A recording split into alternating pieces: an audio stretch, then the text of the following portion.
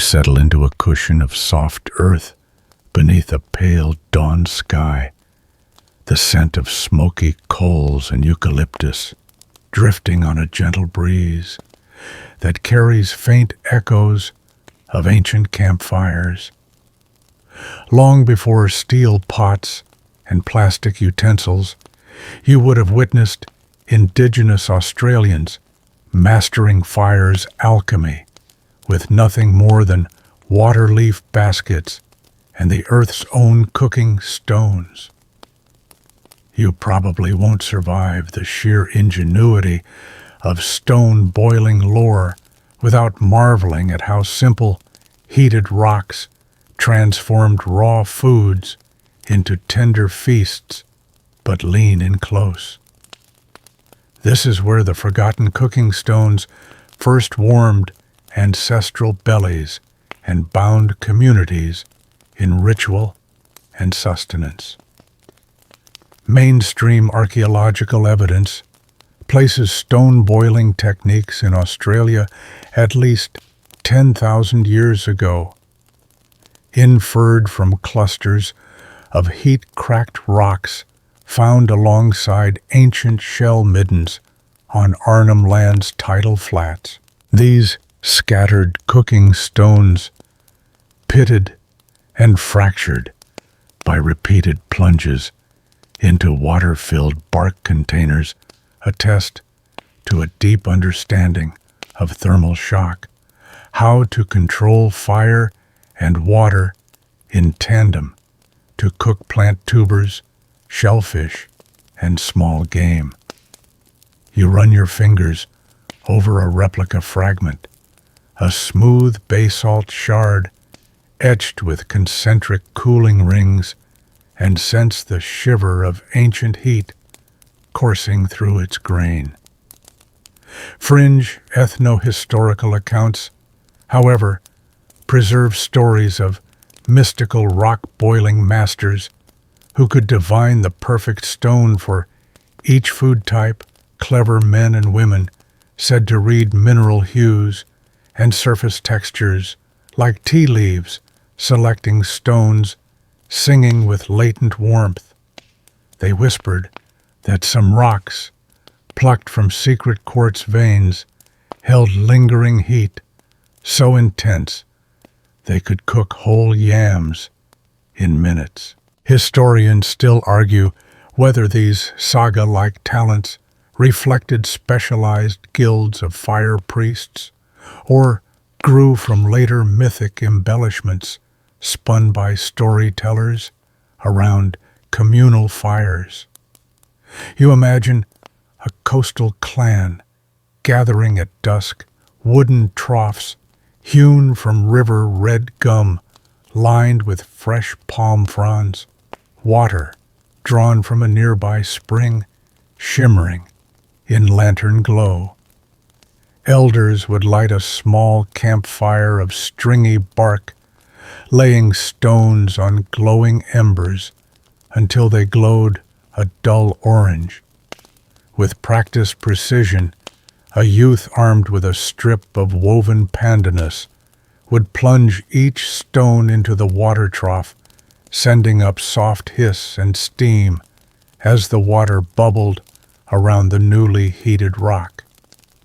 You lean forward, picturing the rhythmic plink, plink of stones settling, one by one, a gentle percussion that marked the night's transformation from raw harvest to communal feast.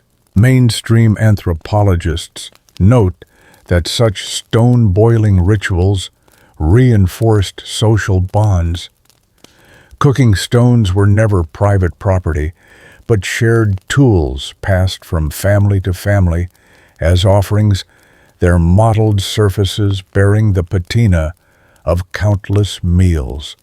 Communities kept special cooking stone gardens, designated clearings, where cooled stones were stored on sand beds, sorted by size and shape.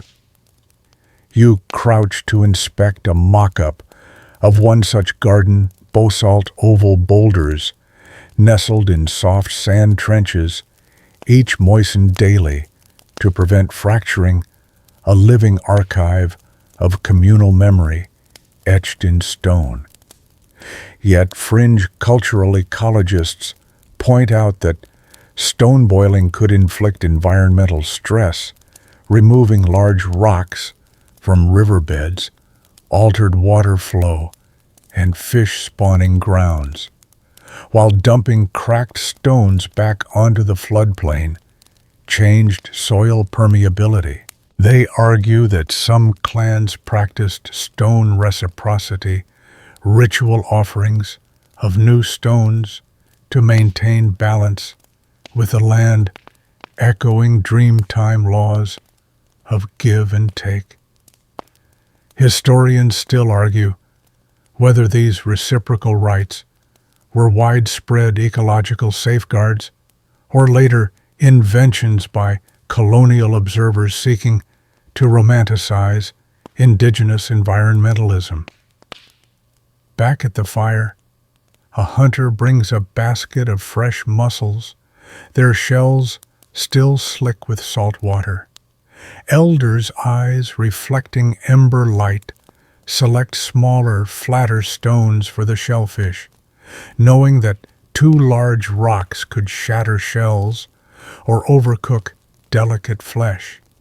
Each stone heated to just above water's rolling boil cooks mussels through radiant heat, the shellfish opening in gentle surrender. You lean in, inhaling the briny steam rising from the trough, and almost taste the sweet juices mingled with palm frond smoke. Mainstream studies confirm that stone-boiled mussels provided essential protein and minerals, complementing starchy tubers like Murnong yam daisy and ngarluma native sweet potato, which required longer cooking times. You picture women underground baking bundles of root vegetables in earth ovens, an art of heat retention that, when paired with stone boiling, created nutritionally balanced diets. Fringe food historians, however, suggest that symbolic pairings, mussels for water spirits and tubers for earth spirits, reflected a ritual balance in the feast itself, a culinary concordance of land and sea. Historians still argue whether these pairings arose from dietary logic or spiritual harmonization.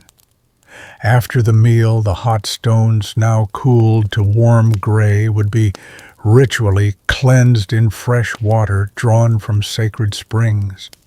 Elders blew fern frond embers to life, scattering cooled stones among dancing flames until they glowed and broke apart in a final ceremonial cracking.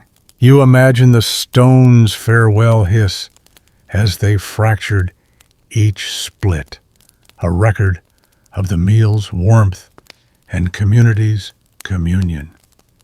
Mainstream interpretations see this as pragmatic thermal recycling.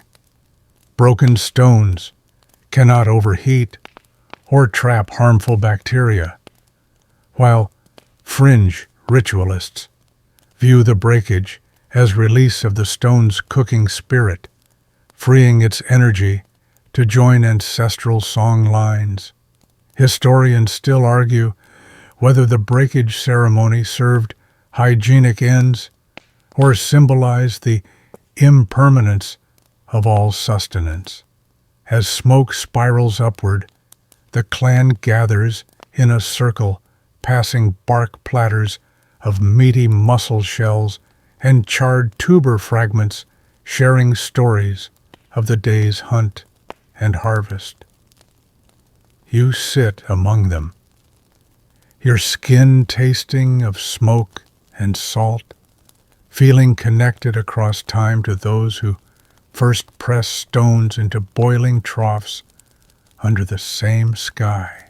In this simple act, transmuting rock and water into nourishing warmth, Indigenous Australians wove together survival spirituality and stewardship in a single seamless ritual. You rise, leaving the mock cooking station as embers cool to ash, carrying the echo of crackling stones in your chest. Each broken fragment, once a vessel of life-giving heat, now rests in the earth's memory, a quiet testament to human ingenuity shaped by fire, water, and stone.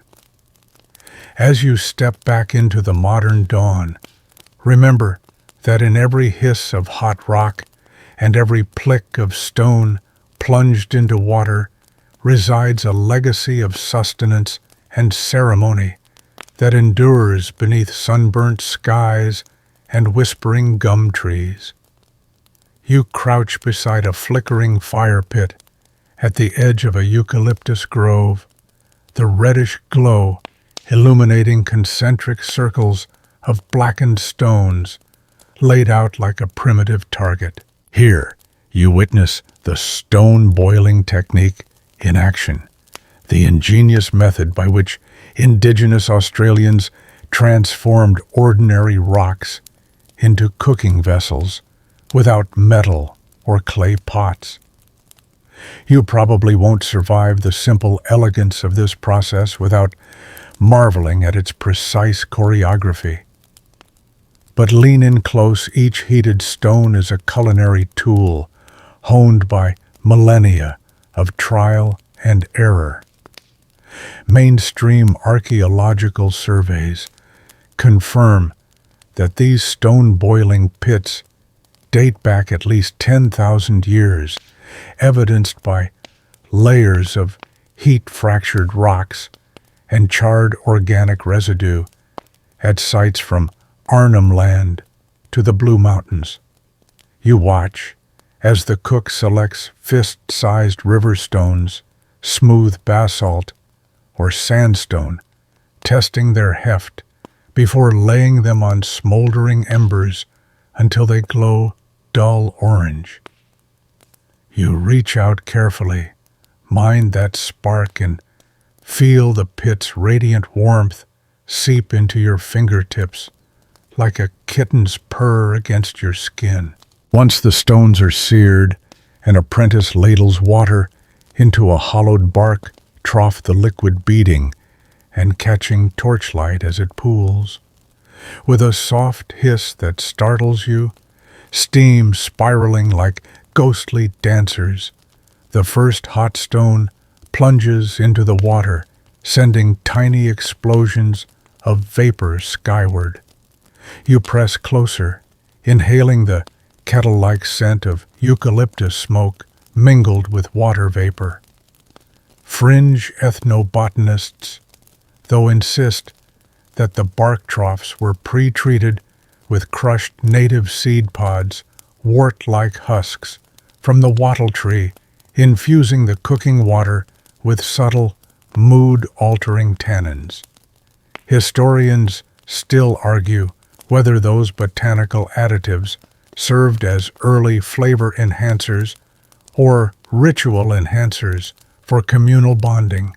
As more stones settle into the trough, each plink, plink, a snare drum in a subterranean symphony, you notice how the cook times each plunge, spacing stones just so to maintain a sustained simmer rather than a furious boil. You can almost taste the gentle poaching of shellfish or slices of sweet murnong tuber that will soon dangle in woven mats above the steam.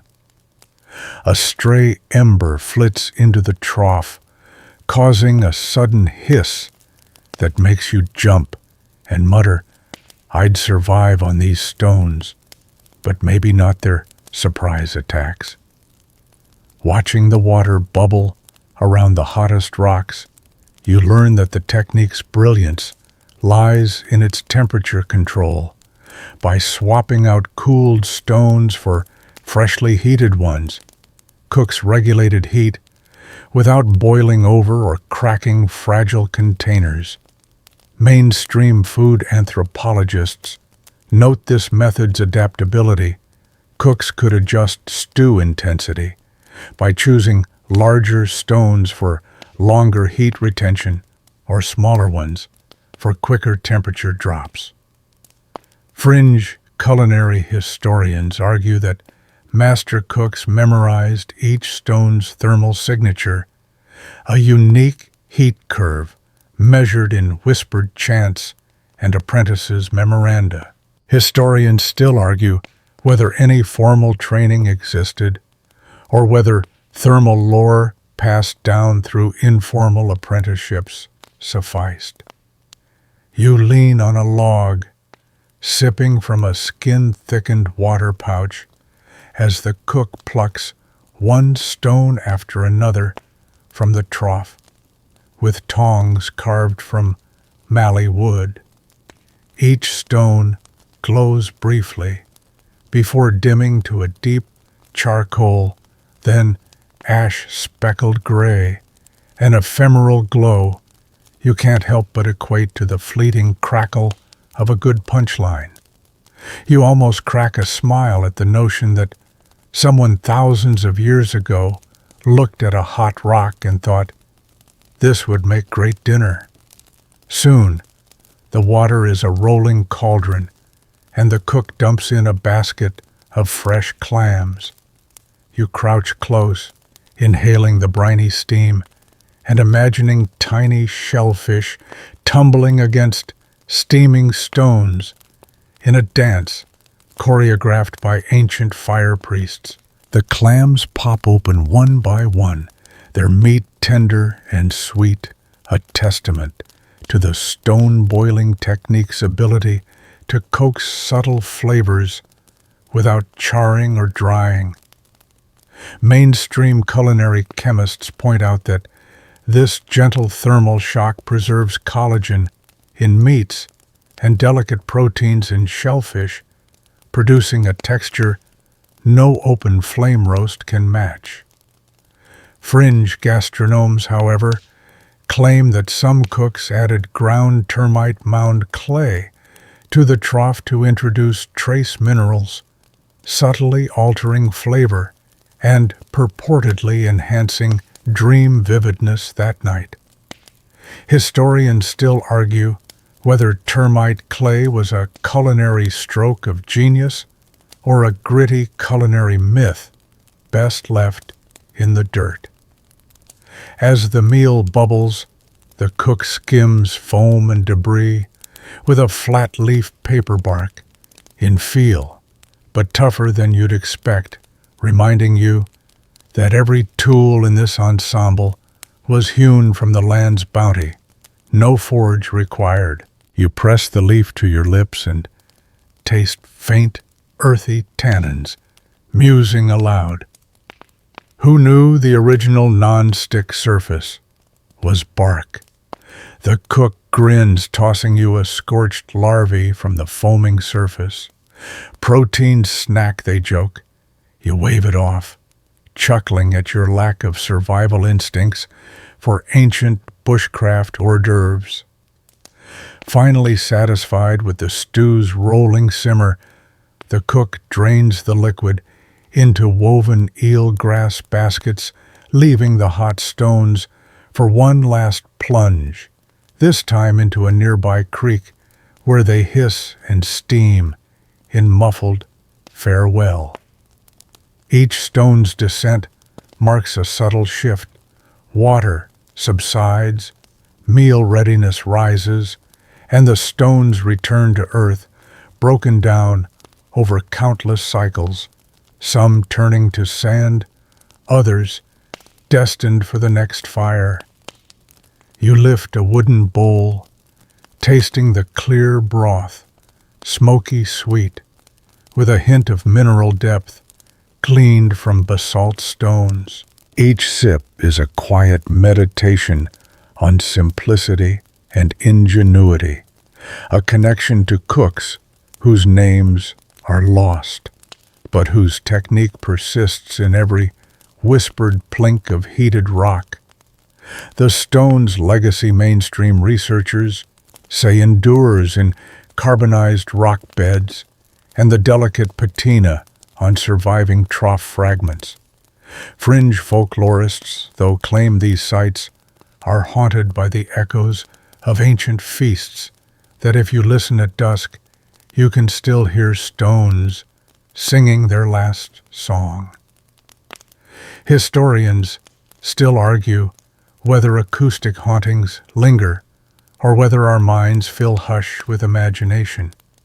As dusk settles and the final steam curls upward, you step back from the pit, warmed by both fire and a profound respect for this stone-boiling technique. You carry in your chest the soft percussion of plunging rocks, the hiss of water, and the smoky sweetness of bark-lined troughs. Each memory is a seasoning of awe, a reminder that human creativity often emerges from the simplest elements: stone, water, and the will to nourish. You step into a cool, shaded corridor where the walls glow with embedded stones of every hue: speckled granite, gleaming quartz, smooth slate, each chosen for its unique thermal properties. Here, in the Toolstone Traditions Chamber, you learn how Indigenous Australians mastered the art of selecting, shaping, and transporting cooking stones, those humble rocks that became the heart of ancient feasts. You probably won't survive the sheer commitment to stone scouting without marveling at the miles walked in search of the perfect basalt boulder, but lean in each toolstone bears the imprint of human intention as much as Earth's own creation. Mainstream archaeological surveys confirm that certain communities specialized in sourcing river-round stones versus fractured bedrock slabs. River cobbles tumbled for millennia offered natural smoothness, ideal for repeated plunges into water without spalling, while angular quarried blocks from nearby escarpments provided greater heat retention mass. You run your fingers along a replica cobble, its surface cool and frictionless, reminding you of a river's gentle caress, and almost hear the soft gurgle of water that once polished its edges. Fringe ethnographic tales, however, speak of toolstone elders who could read a stone's past by its tiny micro-fissures, divining whether it would crack under fire or hold a steady simmer. These lore keepers, said to carry sacred ochre pouches filled with powdered stone samples, claimed that certain red jasper stones kissed by dawn's first light held a slight ember memory, glowing faintly when heated. Historians still argue whether such ember memory jasper existed, or if these anecdotes arose from poetic exaggeration around communal hearths. You imagine a tool-gathering expedition at first light, a small party of hunters and gatherers packing reed baskets with shellfish and yam daisy bulbs for midday meals, leaving before dawn's chill to scout sandstone outcrops along a creaking floodplain. Each potential cooking stone is hefted, shaken twice, and tapped against a larger boulder, its ring revealing internal fissures or solidity. You crouch beside the imagined scout, watching as she holds a stone aloft, listening for the clear plink of promise versus the dull thud of doom. Fringe geological folklorists suggest these tapping rituals echoed ceremonial drum beats, synchronizing the body's own vibrations with the stone's internal resonance. Historians still argue whether tapping served as practical quality control or morphed into ritualized performance over generations. Once chosen stones needed transport, sometimes for dozens of kilometers. Mainstream ethnographers note that communities developed ingenious carrying methods, woven pandanus slings that conformed to a stone shape and wooden tongs carved from river mangrove with leather lace fittings. You lean in to touch a recreated sling, its fibers supple yet sturdy, imagining how it cradled hot stones, safely preventing burns while easing the burden. Fringe survival craft experts, though, insist some slings were steeped in water to cool the handles, creating a makeshift evaporative cooler that channeled sweat away from skin. Historians still argue whether wet-woven slings formed part of traditional practice or represent modern bushcraft reconstructions. At the corridor's far end, a display of stone toolkits awaits smooth river stones, paired with carved wooden spatulas, basalt slabs, alongside bark-lined carrying frames. Mainstream museum records credit these ensembles with versatility. Cooks could heat stones, stir stews, skim scum, and flip tubers without needing multiple specialized implements.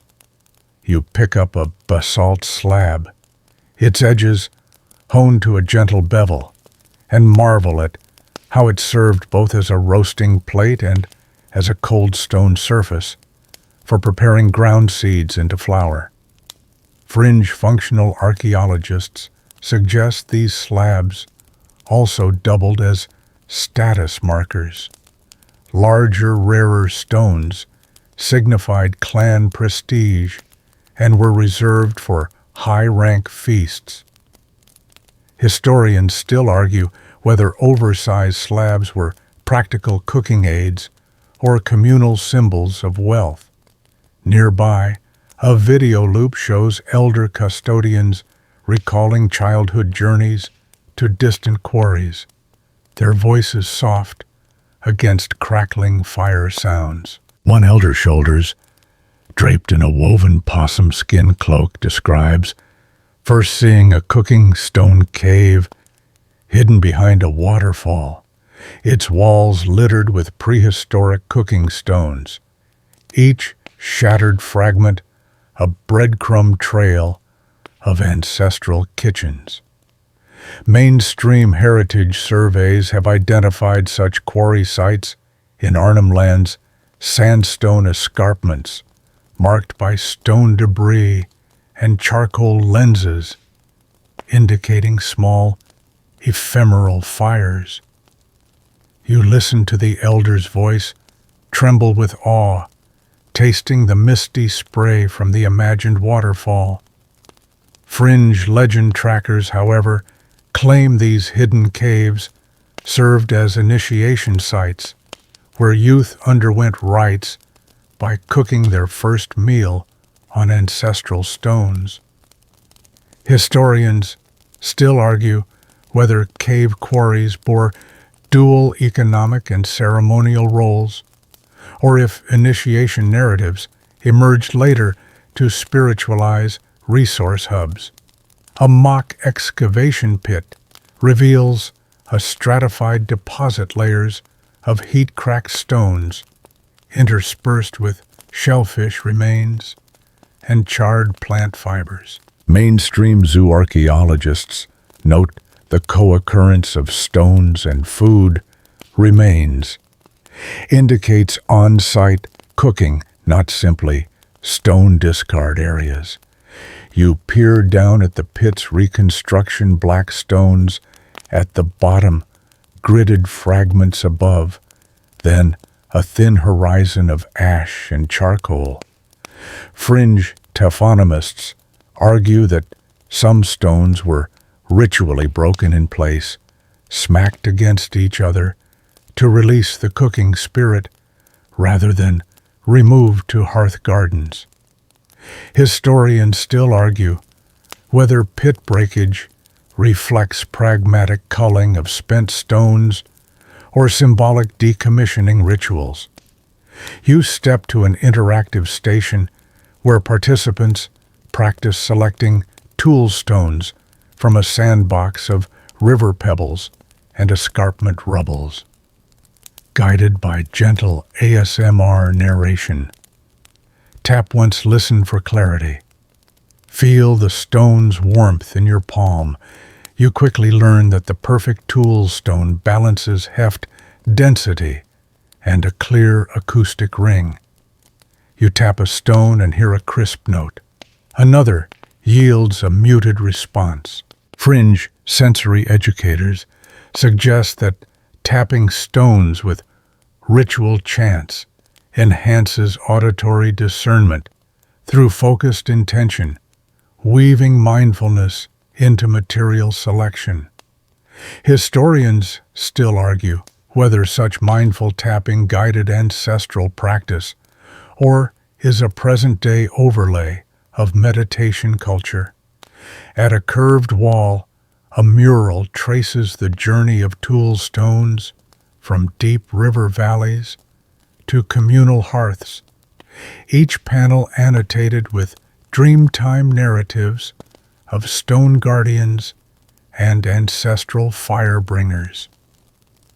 Mainstream art historians describe these murals as didactic visual maps, teaching younger generations proper quarrying routes and selection criteria. You follow the painted lines, imagining footprints etched in ochre and azure, leading to secret quarries. Fringe comparative mythologists assert that parallels exist in legends across indigenous groups, stone pickers who followed ancestral geese through canyons to find magic boulders. Historians still argue whether these legends reflect a core dreamtime motif or localized storytelling clusters. In a small side alcove, a time-lapse film shows modern enthusiasts reenacting tool-stone traditions, walking picket lines, tapping stones, carrying slings, each step a deliberate echo of ancestral practice. You watch as participants laugh at splintered tongs and cracked pebbles, the ambiance lively yet reverent. Fringe revivalists argue that hands-on tool stone workshops serve as cultural reclamation, healing colonial ruptures by reviving ancestral crafts. Historians still argue whether such workshops faithfully transmit ancient methods or inevitably adapt them to contemporary contexts. You step back into the corridor's warm glow, fingertips tingling from tapping stones, ears ringing with echoic feedback. Each tool stone you've encountered, the river cobble, the basalt slab, the tongs, the sling carries both the weight of geological time and the imprint of human hands. In their smooth edges and delicate fractures, you sense a silent conversation between Earth's slow forge and humanity's unhurried ingenuity. As you walk toward Section 4's quarrying sacred rocks, let the rhythm of stone tapping plink, plink, hum linger in your mind, a heartbeat of tradition resonating beneath sunburnt horizons. You emerge from narrow scrubland paths into a sun-bleached plateau where the horizon shimmers with ochre and gold. This is the Quarrying Sacred Rocks site, where ancestral hands coaxed cooking stones from bedrock cliffs. You probably won't survive the sheer reverence woven into every chiseled scoop without feeling your pulse slow to match the land's heartbeat. But lean in here, stone and story fuse in rituals older than memory. At the cliff's base, clusters of quartz-veined sandstone sparkle like pale embers. Mainstream surveys date formal quarrying here to at least 5,000 years ago, based on charcoal remnants and tool flake distributions recovered in stratified layers. You watch as custodians crouch beside shallow pits using handheld stone mauls to detach slab-sized cooking stones. Each strike echoes across the plateau, a low drum summoning ancestral echoes. Fringe lithic lore maintains that certain strata yield singing stones rocks that, when tapped just right, emit a soft hum, said to carry dreamtime messages across centuries. Historians still argue whether these humming anomalies reflect unique geological acoustics or centuries-old tales amplified by the wind. You step carefully around scattered hammerstones and wedge-shaped spalls, noticing patterns, stones selected for their broad, flat faces and uniform thickness, ideal for even heating. Mainstream archaeologists recognize this as evidence of systematic quality control. Not random gathering quarry workers, measured strike angles and flake patterns to maximize usable surfaces. You pick up a discarded flake, its inner face reveals smooth cortical sheen, a telltale sign of river-tumbled origin. Imagining the quarry team trading flakes like calling cards across clan networks. Fringe ethnographers suggest these signature flakes doubled as talismans carried by quarry workers to invoke ancestral protection. Historians still argue whether such flakes served practical toolkit roles or became portable amulets imbued with ritual power. Higher up, you encounter the primary extraction, face a gently sloping escarpment, scarred by parallel grooves and shallow hollows where wedges once sat. You crouch to examine wedge holes carved into the stone narrow slots that once housed wooden or bone shims, expanded with water to fracture slabs precisely. Mainstream engineers praise this as an early form of pressure-splitting technology, an elegant use of hydraulic force centuries before iron tools. Fringe hydraulic mystics whisper that some wedges were oiled with sacred animal fats, kangaroo tallow, or emu marrow, imbuing the stones with metaphysical slickness that eased their release. Historians still argue whether such animal fat treatments served functional lubrication or ritual consecration. Ascending a rocky ledge, you find a small alcove adorned with faded ochre paintings, handprints, and goose silhouettes painted in red-brown pigment. Mainstream rock art experts date these to the same era as the quarry, interpreting them as clan markers, recording ownership of extraction zones. You press your palm against one handprint, feeling the sun-warmed indent and picturing the quarry worker's pulse leaving its mark. Fringe rock art.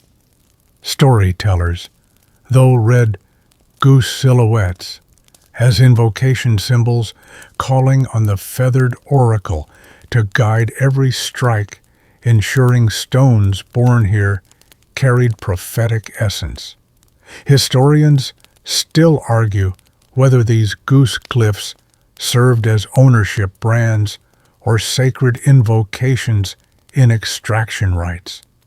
Below the alcove, a low ledge holds a shallow basin carved into the rock, stained with red and white ochre residues.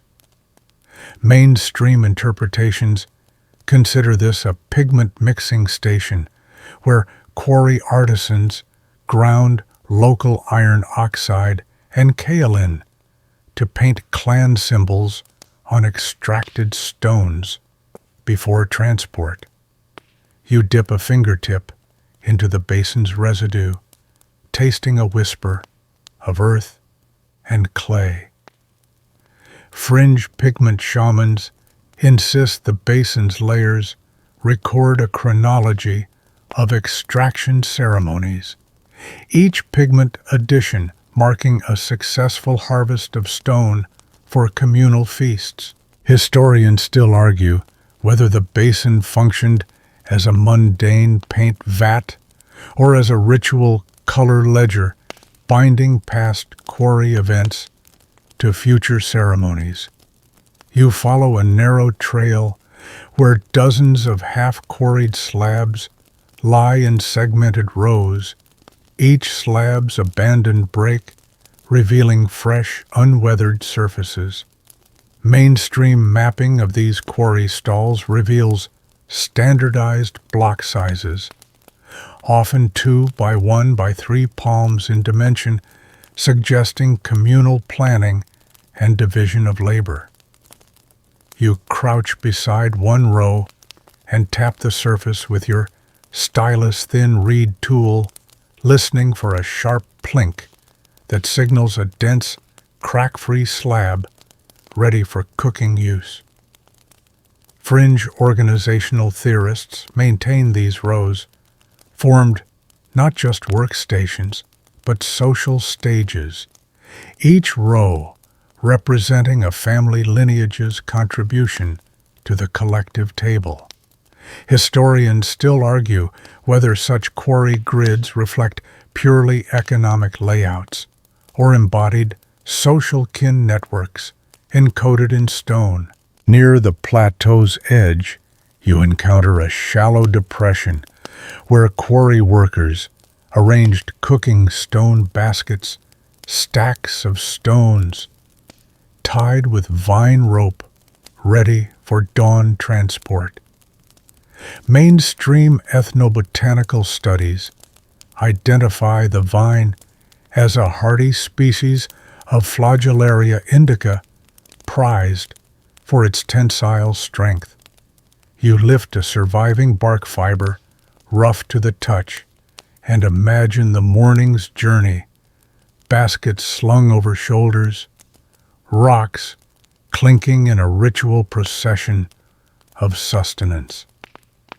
Fringe processional scholars suggest these morning convoys followed song lines, oral maps sung at each basket drop, ensuring no quarry road ever faded into silence. Historians still argue whether these transport rituals formed song-mapped navigations or practical supply trails. As the sun reaches its zenith, you seek shade beneath a lone bloodwood tree, its gnarled roots weaving through fractured slabs. Here, elders recount Dreamtime law that the bloodwood's sap served as offering dripped onto quarry faces to bless each stone's birth. Mainstream ethnobotanists acknowledge occasional finds of sap-stained wedges, but debate whether this reflects temple priestly practice or accidental resin drips in the field.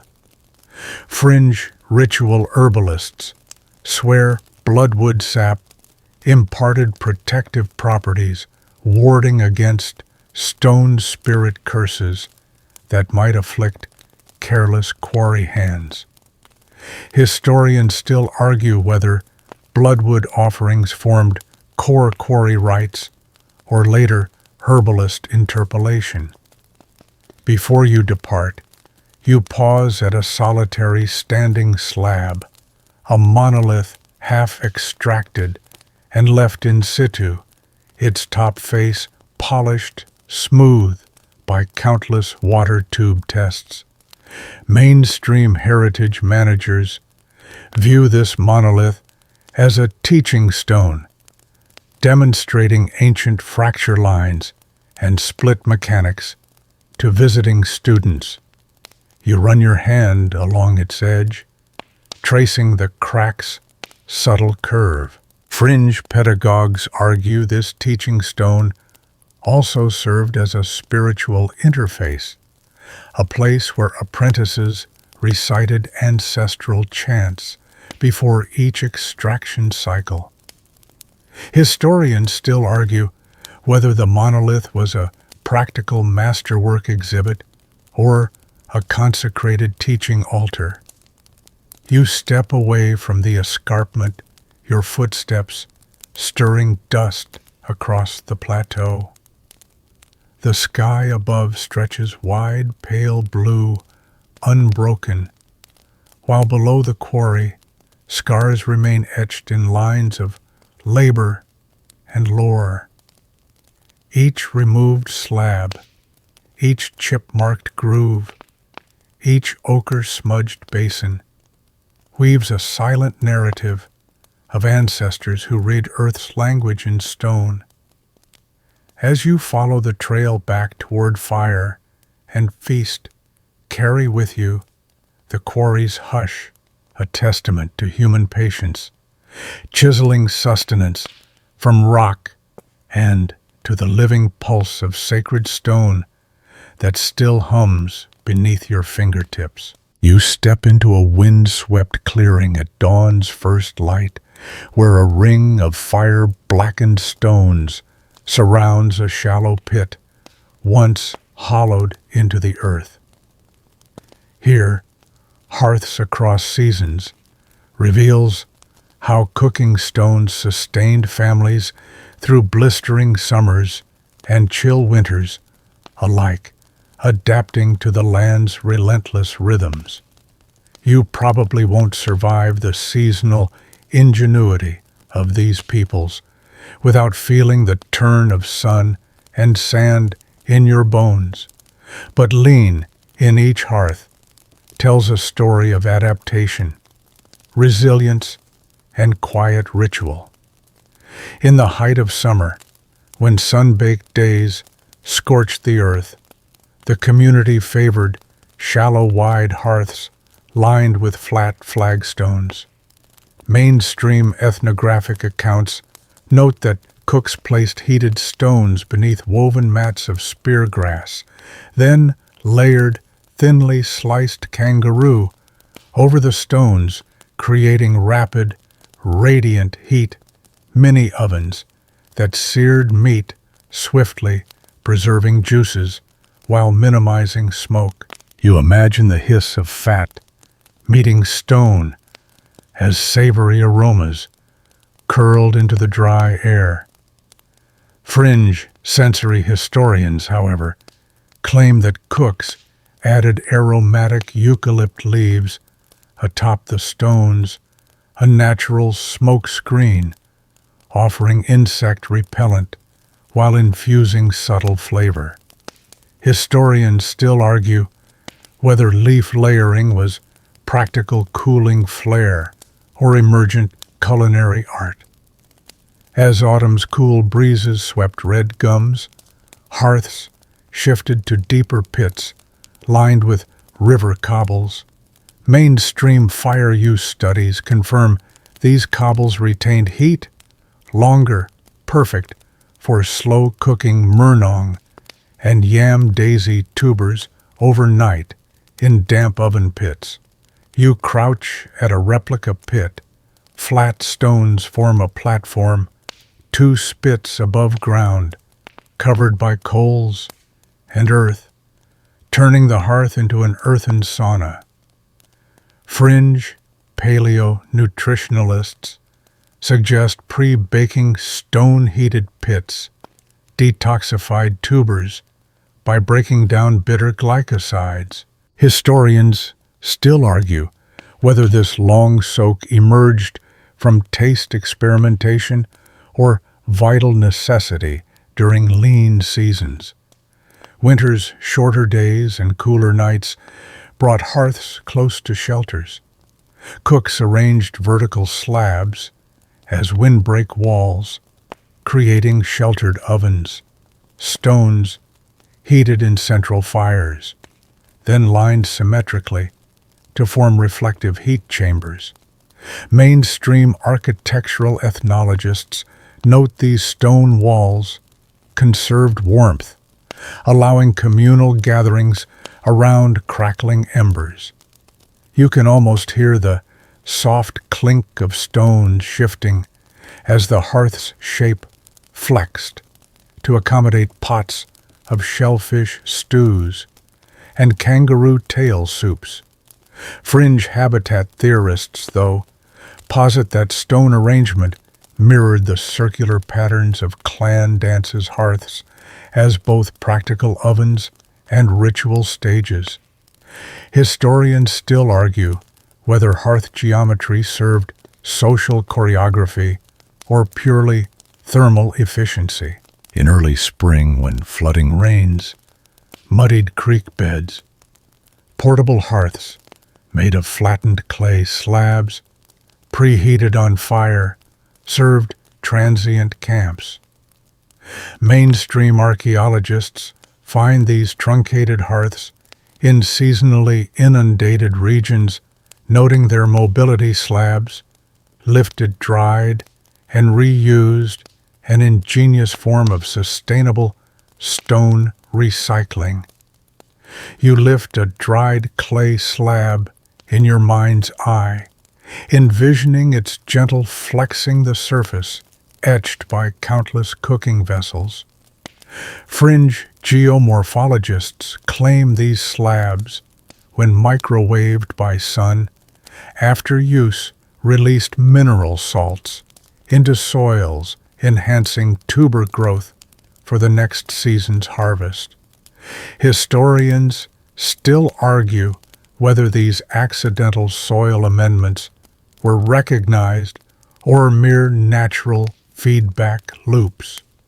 Across seasons, the unseen constant was ceremony stones chosen at equinox, fervored with blessing, hearths ignited during lunar phases aligned with dreamtime tracks, meals offered first to land spirits before communal sharing.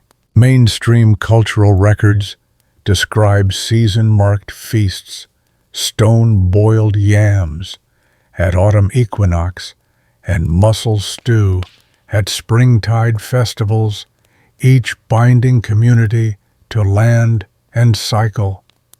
Fringe ritual astronomers link hearth timings to star movements, winter hearths lit by Orion's rise, summer fires by Scorpius's fall. Historians still argue whether these correlations reflect intentional calendrical design or retrospective storytelling. You rise, brushing sand from your knees as the clearing brightens. Each hearth arrangement, each fire-scarred stone speaks to adaptation, a seasonal dance of heat, stone, and sustenance. Beneath shifting skies, cooking stones bore witness to human tenacity, transforming raw harvests into nourishment no matter the season. As you step toward Section 6's stone-boiled feast rituals, carry with you the echo of each hearth's crackle, a warmth woven through time, ever renewing with the turning year. You step into a wide-open clearing. At twilight, the sky brushed with lavender and ember as torches flicker to life around a great stone-boiling trough hewn from a single sandstone slab. Here, beneath ancient gum trees, the community gathers for stone-boiled feast rituals, a ceremonial convergence of kin country and clay-heated waters. You probably won't survive the quiet grandeur of these communal rites without feeling your breath hitch at the sight of dozens of glowing stones poised to plunge into waiting waters. But lean in close. Tonight food becomes ceremony and stones become vessels of shared memory. Mainstream ethnographers confirm that these feast rituals date back thousands of years, preserved in oral histories and early colonial diaries describing great feathered gatherings where families assembled to honor seasonal abundance. In Arnhem Land, the pre-dawn stillness gives way to rhythmic drumming, the low thrum echoing across the clearing as elders carry baskets of freshwater mussels, yams, and goanna meat toward the central trough. You stand at the perimeter, feeling the ground's subtle vibration, a heartbeat of ancestral drums guiding every footstep toward the hearth. Fringe ceremonialists, however, speak of the first stones, carried by lineage keepers, basalt boulders harvested from sacred riverbeds at the summer solstice and ritually charged under the full moon. These stones, they claim, hold a memorial heat that when plunged into the trough, release echoes of every past feast into the steam, an oral tapestry of laughter, honks, and whispered prayers. Historians still argue whether such memorial heat reflects a genuine memory-mediating property of stone or emerges from evocative storytelling around the fire. As the first basket of river water is poured into the sandstone trough, a hush falls. The elders place each charged stone with solemn precision, their woven tongs glinting with ember light. You lean forward, inhaling the hiss and plume of steam as the stones erupt into bubbling froth. The cook's apprentice head bowed in concentration times, each plunge almost ceremonially, 3 stones at once, 4, opening 5 for blessing, and 7 for harmony. The numbers resonant with Dreamtime numerology. Mainstream ritual calendars document these numeric sequences, odd numbers for auspicious beginnings, 7s for complete cycles. Fringe numerologists, though, insist these counts mirror lunar star alignments, aligning hearth harmonics with the Pleiades rising.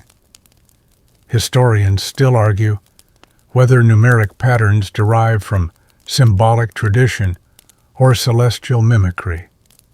Around the trough, families form concentric rings, blankets spread in rainbow arcs upon the red earth. You settle on a soft possum skin rug, toes curling against the cool ground as the feast's aroma drifts smoky eucalyptus, sweet yam, and briny shellfish.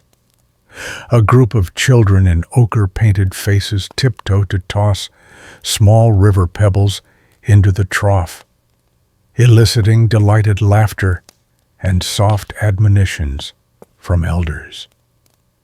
This pebble toss mainstream observers note serves as both play and participation. Each pebble symbolizes a personal offering to the land spirits. Fringe youth ritual scholars add that the pebble's ripple patterns in water serve as impromptu divinations. Families watch the ring overlaps for portents of prosperity or caution. Historians still argue whether child-led pebble offerings reflect genuine divinatory intent or simple communal inclusion. As the water reaches a roaring boil, the lead cook sweeps a long branch-handled paddle through the froth, stirring in baskets of yams and mussels. You watch as shells pop open in synchronized chorus yams, soften into cinnamon-hued clouds, and goanna strips curl at the edges. Mainstream nutritional studies confirm that stone boiling preserves vitamins and minerals better than open fire roasting, making these feasts both celebratory and sustaining. You lift a small half shell of mussel meat to your lips, its sweetness deeper than any pan-seared counterpart, and feel gratitude warm your chest.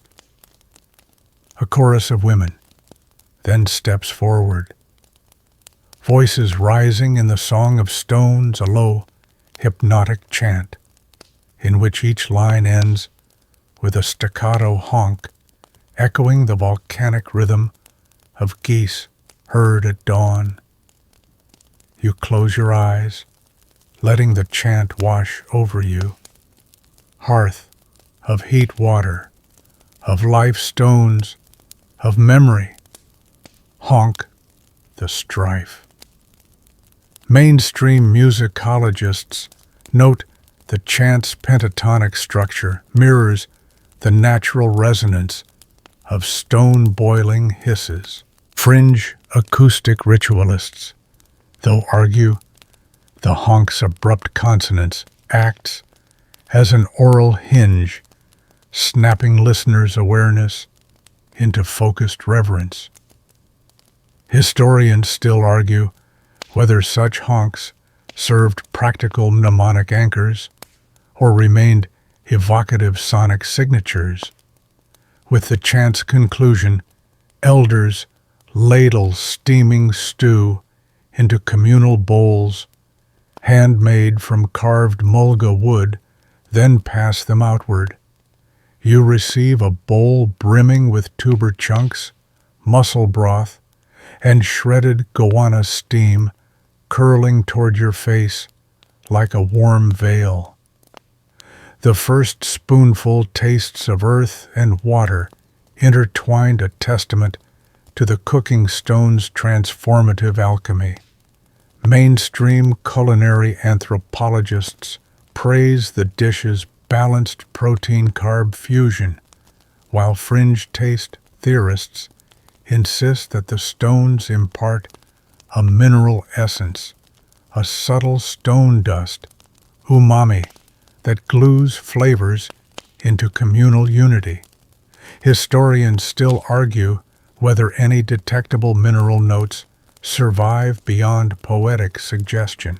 As everyone eats, stories unfold around the circle. Tales of fishing in rocky coves, of dreaming tracks, following stone ridges, of ancestral cooks who first coaxed yams from earth pits. You lean into one elder's voice, raspy with age, recounting how his grandmother danced with a hot stone in each hand to celebrate her first cooked meal. Mainstream oral historians record these vignettes as cultural memory repositories. Fringe performance scholars view them as living theater, each narrative recasting communal identity in the flickering torchlight. Historians still argue whether oral stories reflect factual ancestry or creative reinventions binding community. Between spoonfuls, families dip fresh pandanus leaves into the bowls, using them as both utensils and palate cleansers. Mainstream observers attribute this choice to pandanus's subtle citrus note and natural antibacterial properties. You bite into a leaf's edge, its fibrous snap and fragrant zing cutting through the stew's richness, awakening your senses. Fringe gastronomes claim that pandanus consumption during feasts induces gentle psychoactive effects, heightening collective empathy. Historians still argue whether pandanus's role was purely culinary or also ceremonial. As the meal winds down, every vessel is emptied into the earth, no scrap allowed to go to waste. The stones, however, are not forgotten. Elders lead a final ritual. Each stone, once its heat spent, is lifted with care and carried by youth to a resting garden of cooled slabs. There, stones are arranged in ascending order of size, marking each clan's contribution. Mainstream ritual studies interpret this as an act of gratitude, returning stones to land's womb. Fringe landscape anthropologists suggest these resting gardens functioned as memory-scape stone charts, mapping seasonal feasts across generations. Historians still argue whether these gardens served practical sorting areas or embodied ancestral calendars etched in stone. With the hearth cold, the drums fall silent, and the night air carries only the soft rustle of gum leaves. You rise, heart full of warmth and camaraderie, carrying the echo of the stone's sizzling symphony in your mind. Each step away from the trough echoes the feast's legacy, a ritual of land, water, and fire binding community through the humble act of boiling stones. As you leave the clearing's flickering glow behind, know that every plink, hiss, and honk you heard tonight lives on in the pulse of Earth's own cycle, resonating in each season's turn, awaiting the next gathering around stone-boiled feasts. You step into a sun-dappled stretch of sandy soil where clusters of heat-scarred stones rise like a low, deliberate labyrinth. This is the rock garden innovation, an ingenious array of cooking stone arrangements designed to tame fire and amplify its power. You probably won't survive the delicate balance of earth and ember without marveling at how these early architects coaxed flame into sculpted form. But lean in close. Each stone stands as a testament to human creativity, meeting elemental force. Mainstream archaeological surveys date these rock gardens to at least 4,000 years ago, based on excavations in northern New South Wales where concentric rings of basalt blocks surround central hearths. You kneel on the warm sand to brush away a layer of ash, revealing the outer ring's evenly spaced stones, each chosen for uniform size and flatness. This precise geometry rings of 3, 5, and 7 stones allowed cooks to control airflow, directing oxygen to the fire's core while shielding embers from gusting winds. You trace your fingertip along the offset stones, feeling the subtle rise and fall of each placement like the keys on a musical instrument tuned to thermal resonance. Fringe. Experimental archaeologists, however, claim that these rock gardens also functioned as primitive sous vide rigs by sealing the outer ring with damp sand and leaves. Cooks trapped steam, gently poaching meats and tubers at low sustained heat. They whisper that initiated fire garden masters could hear the garden's hum, a faint vibration transmitted through stone that signaled perfect cooking conditions. Historians still argue whether steam lock methods formed intentional culinary techniques or emerged from later reinterpretations of archaeological patterns. You imagine a clan matriarch arriving at dawn to ignite the central hearth, carefully placing 3 flat stones in a tight triangle before adding kindling. As the fire catches, she layers additional stones outward, each ring widening like ripples in water.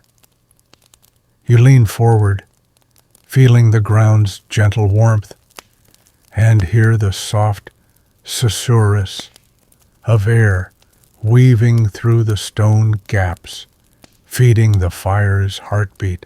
A slender breeze stirs the gums overhead, but the rock garden's architecture contains the flame, preventing sparks from leaping beyond its sacred borders.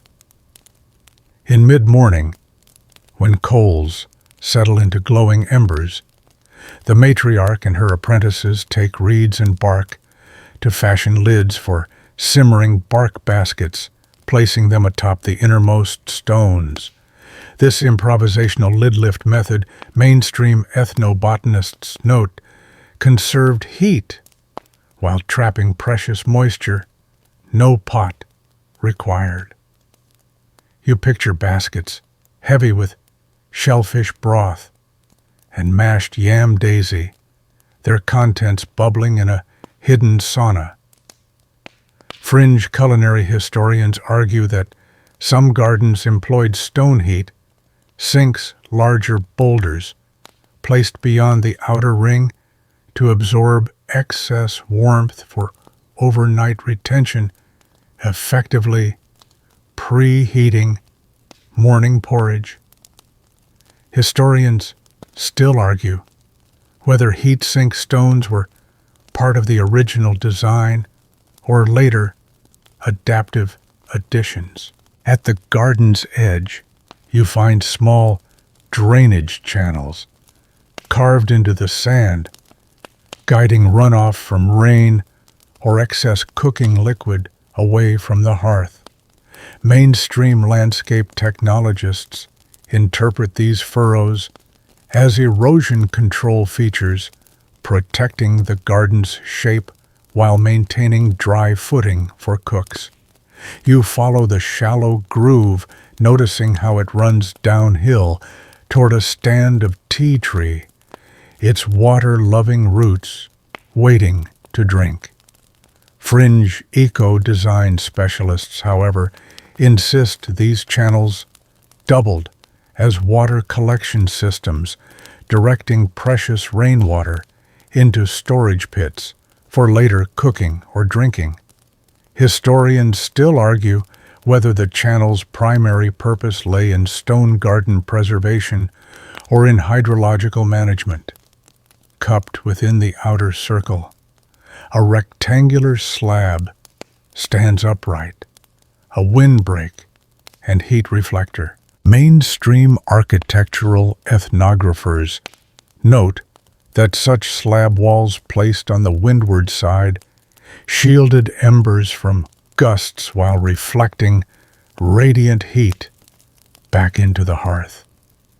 You rest a hand against the slate's rough face, feeling residual warmth and envisioning its flickering reflection upon the simmering baskets. Fringe acoustic scholars, though, propose that reflecting slabs also channeled the stone plunge hisses and bark crackle rhythms back toward cooks, serving as auditory cues to adjust stone dips, a sonic feedback loop for prime cooking. Historians still argue whether reflective slabs served double acoustic purposes or remained purely thermal aids. Toward midday, long sticks of goanna meat are impaled on slender sapling spears and propped across notches carved into mid-circle stones. Mainstream archaeological finds include charred notches matching these spears' diameters, suggesting that cooks custom-fitted stone groves to hold roasting spits. You lean in to examine a notch replica, its edges smoothed by millennia of use, the groove forming a perfect cradle for wooden skewers. Fringe tool historians claim these notches recorded clan identity. Each cook carved unique patterns alongside the groove, wavy lines, dots, or geometric symbols that subtly branded the feast as belonging to a particular lineage. Historians still argue whether groove branding served as clan markers or purely functional supports. As the afternoon sun shifts westward, you watch apprentices replenish the hearth center with fresh embers, retrieving spent stones to reheat along the garden's outer ring. This stone cycling ritual kept cooking temperatures remarkably steady, no matter the meal's duration. You breathe in the mixed scents of smoke, lichen, dry, stone, and simmering food, feeling a deep sense of place. Fringe process anthropologists assert that the rhythmic rotation of stones was itself a meditative rite, a manual mantra linking each cook's hand to ancestral hands that first arranged fire gardens here. Historians still argue whether stone cycling rhythms were practiced for focus or merely evolved from practical necessity.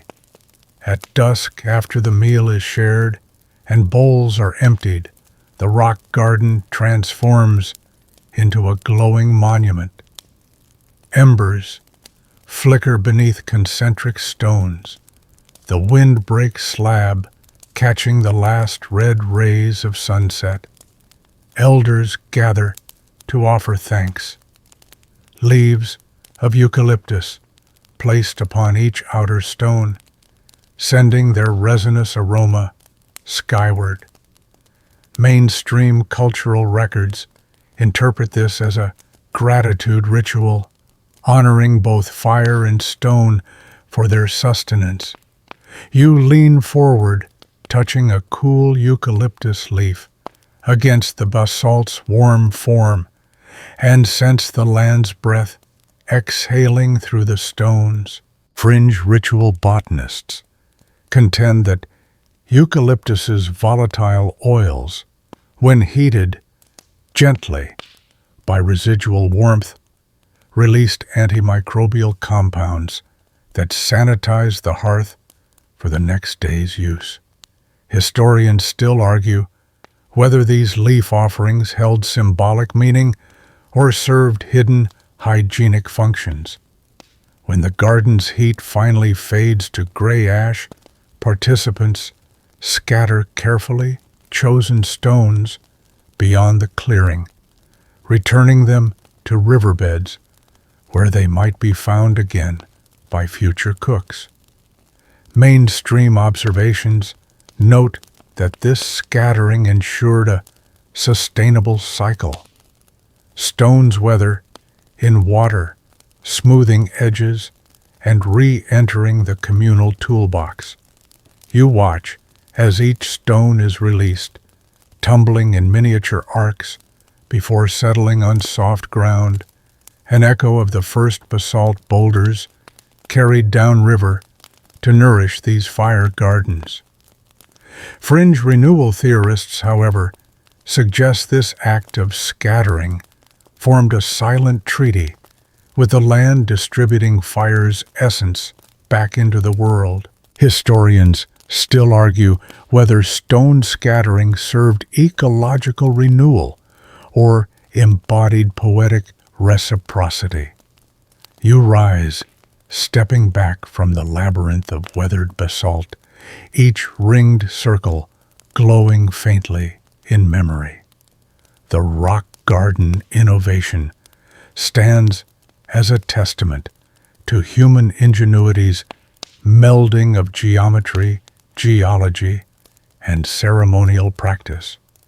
As you walk toward the next chapter, Stone-Boiled Feast Rituals.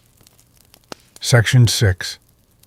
Carry the image of concentric stones, framing fire's pulse, an enduring blueprint of connection between Earth's solidity and the ephemeral dance of flame.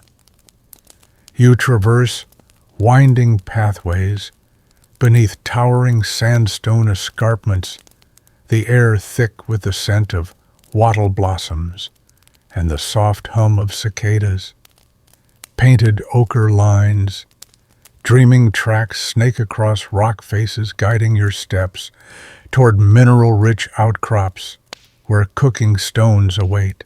Here, Dreamtime and mineral maps converge, ancestral knowledge encoded in landscape art, charting routes to sacred quarries and marking stones imbued with elemental power. You probably won't survive the uncanny precision of these natural maps without feeling your heart echo the land's own rhythms, but lean in each brush stroke. In ochre whispers both story and instruction, linking past and present beneath the Southern Cross. Mainstream rock art scholars date these painted tracks to at least 500 years ago, preserved in protected gorges across Arnhem Land. You step close to a weathered panel, a sinuous red line intersects a series of concentric circles, symbols recognized as camp sites, before ending at a stylized boulder marking a quartz-veined seam. Below, tally-like notches count harvest cycles, groups of 5 strokes for 5 summers of quarrying, each stroke a silent testament to seasons past. You run your fingertip along a cool patch of orange pigment, marveling at the vividness carried through millennia. Fringe ethnogeologists, however, argue that some dreaming tracks incorporate microscopic clay binders, unique to each quarry artisan's mixed ochre with local clay to produce pigments whose mineral signature matches the stone's geochemistry. They claim these geopigment markers allowed experienced navigators to verify their proximity to desired rock types by sight and touch. Historians still argue whether such advanced pigment stone matching reflects empirical proto-geological science or later mythic attributions. As you follow a painted line across the cliff, you pass a series of glyphs, a handprint, a stylized goanna, and a pair of wedge shapes. Mainstream interpreters read this sequence as place of gathering, stone bearer, and split point, conveying instructions. Gather here, break stones with wedges. You stoop to press your palm into an adjacent handprint, faded by wind, sensing its raised ridges like an ancient handshake. Fringe rock art storytellers, though, claim these handprints served as covenant seals. Each pilgrim left their mark to bind themselves to the dreaming law of reciprocal land care.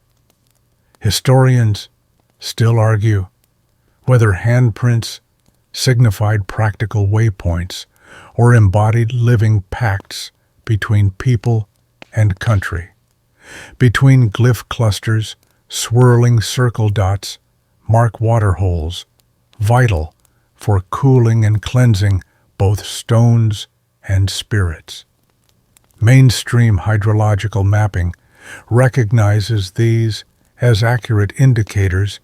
Rocks' permeability channels runoff into hidden basins during rains. You peer into a shaded pool beneath the art, spotting smooth river stones and drifting gum leaves.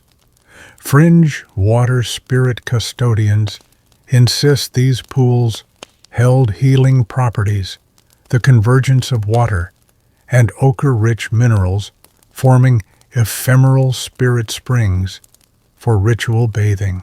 Historians still argue whether such pools functioned as mere water sources or as sites of ceremonial cleansing and renewal. Midday sun glints on a distant panel of interlocking spear-shaped lines interpreted by mainstream archaeologists as mine galleries, where narrow seams of jasper and quartz were accessible. You scan the escarpment, spotting faint incisions indicating ledges once carved by ancestral miners.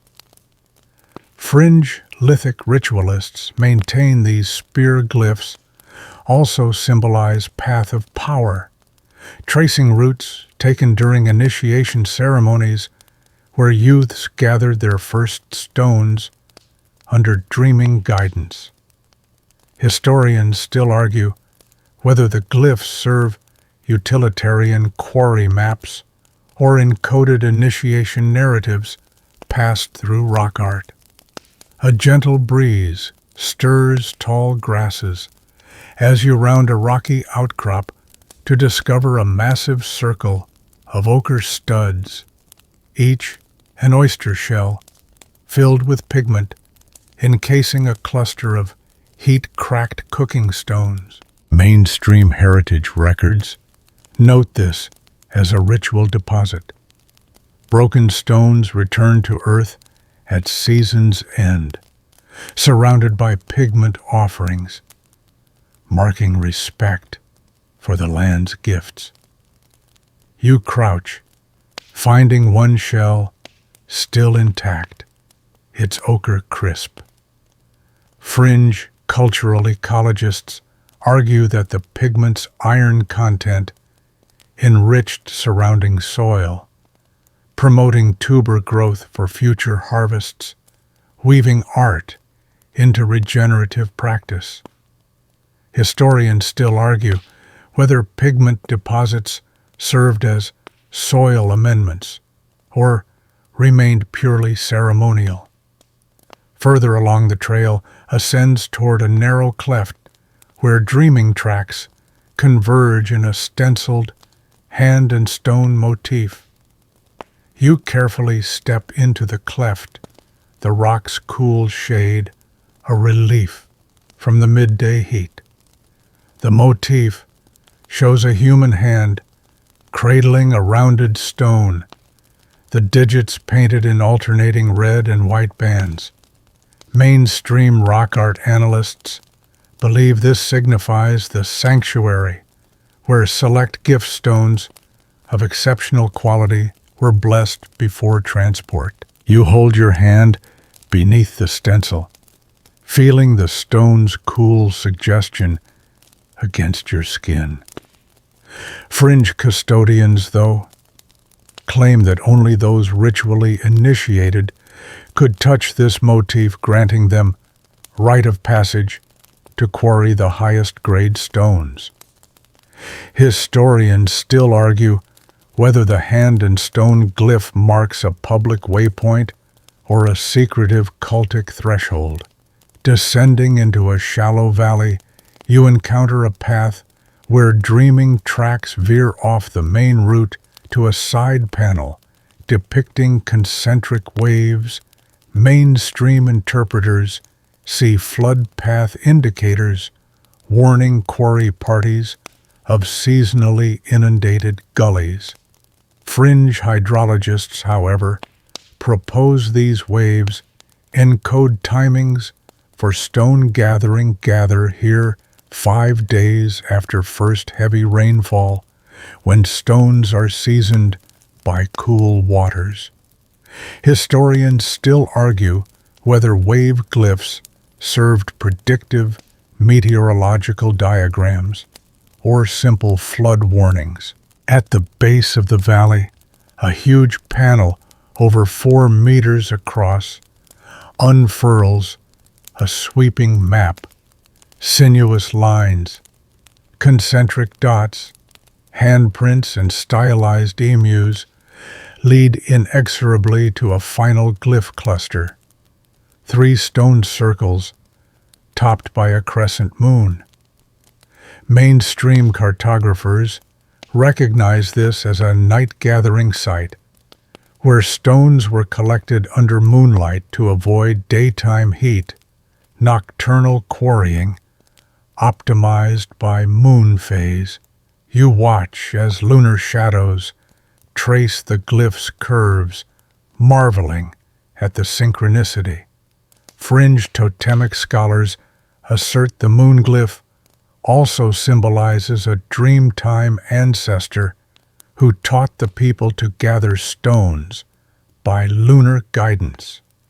Historians still argue whether nocturnal quarrying was pragmatic or part of a lunar meditative practice. As afternoon shadows lengthen, you rest beside a weathered shelter of brush and bark, its walls adorned with smaller personal glyphs, juvenile stick figures, tapping stones, animals leading humans by hand, simple lines converging in communal gatherings.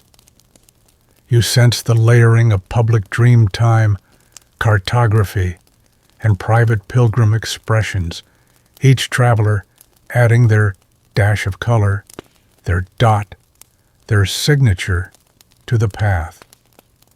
Mainstream anthropologists note that personal graffiti served as wayfinding aids, marking alternative routes or safe camps. Fringe experiential artists, however, see these marks as individual dreams left behind, fleeting impressions in ochre to guide future travelers to their own revelations.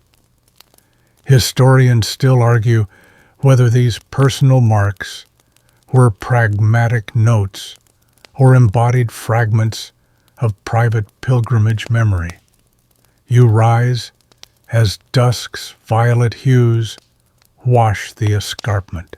Following the dreaming tracks back toward camp, you carry with you the ochre's warmth on your fingertips, the echo of ancient footsteps in your heart, and the whispered promise that each map drawn in pigment lives again in every journey you undertake. The land etched in mineral and memory unfurls before you, a living dreamtime chart guiding stone story and soul across the ages. You walk into a sunlit clearing where woven mats draped between slender saplings display arrays of cooking stones arranged like market stalls. Here, at Cooking Stones in Trade, you witness how heated rocks once humble hearth tools became prized commodities exchanged between clans, forging social bonds as strong as any metal currency. You probably won't survive the intricate networks of barter and ritual exchange without marveling at the stone's journey across land and lore, but lean in each trade tells of trust reciprocity and the timeless value of Earth's gifts. Mainstream ethnographic records document that in the mid-Holocene era, clans lacking nearby basalt outcrops journeyed great distances or engaged in stone swap ceremonies with distant groups to secure cooking stones. Exchanges often occurred at neutral grounds, river junctions, or waterhole oases where women and men gathered under the shade of gum trees to inspect, test, and negotiate for prized tools tones. You imagine representatives from a coastal clan arriving with river-smoothed cobbles, arranging them beside rugged escarpment slabs offered by inland counterparts. They tapped each stone against a test rock, listening for the crisp ring that proclaimed quality. Field notebooks record these gatherings as dynamic fire markets vital for sustaining feasts beyond local geology's reach. Fringe trade network theorists argue these stone exchanges formed the backbone of an ancient stones for food economy, bartering basalt slabs for fish, shellfish, or inland game meat. They suggest that certain clans became renowned as stone brokers, accumulating wealth and influence by monopolizing coveted quarry zones. Historians still argue whether any clan truly dominated basalt reserves, or whether trade remained balanced by strict kinship reciprocity. At one mat, a line of sandstone slabs laid end to end showcases variety, dark, dense blocks prized for prolonged heat, lighter sandy-hued stones favored for rapid heating. Cooks from neighboring clans examine each slab's grain heft and acoustic tone, negotiating via gestures and masked pouches of small shell beads, tokens of preliminary agreement. You crouch to peer at the beads, iridescent, mother-of-pearl discs, once collected from deep tidal pools, repurposed as universal placeholders in absence of a common currency. You lift a bead to the sun, watching it catch daylight, like a promise, imagining how its weight sealed oral contracts stronger than any binding. Mainstream anthropologists note that after agreement, both parties would partake in a stone blessing ritual, inhaling eucalyptus smoke, sprinkling ground ochre on the stones, and chanting a brief invocation. May these stones cook many meals in peace. Fringe ritual specialists interpret ochre's inclusion as a covenant, marker pigment particles embedding clan identity onto the stones themselves, invisible signifiers, legible only to initiated eyes. Historians still argue whether ochre branding served as practical provenance marks or solely as spiritual consecration. Nearby, a low stand of river gum slabs displays a contrasting trade style. Small facets carved into each slab bear glyphic notches, clan emblems, while Others show wave-like lines indicating seasonal harvest dates.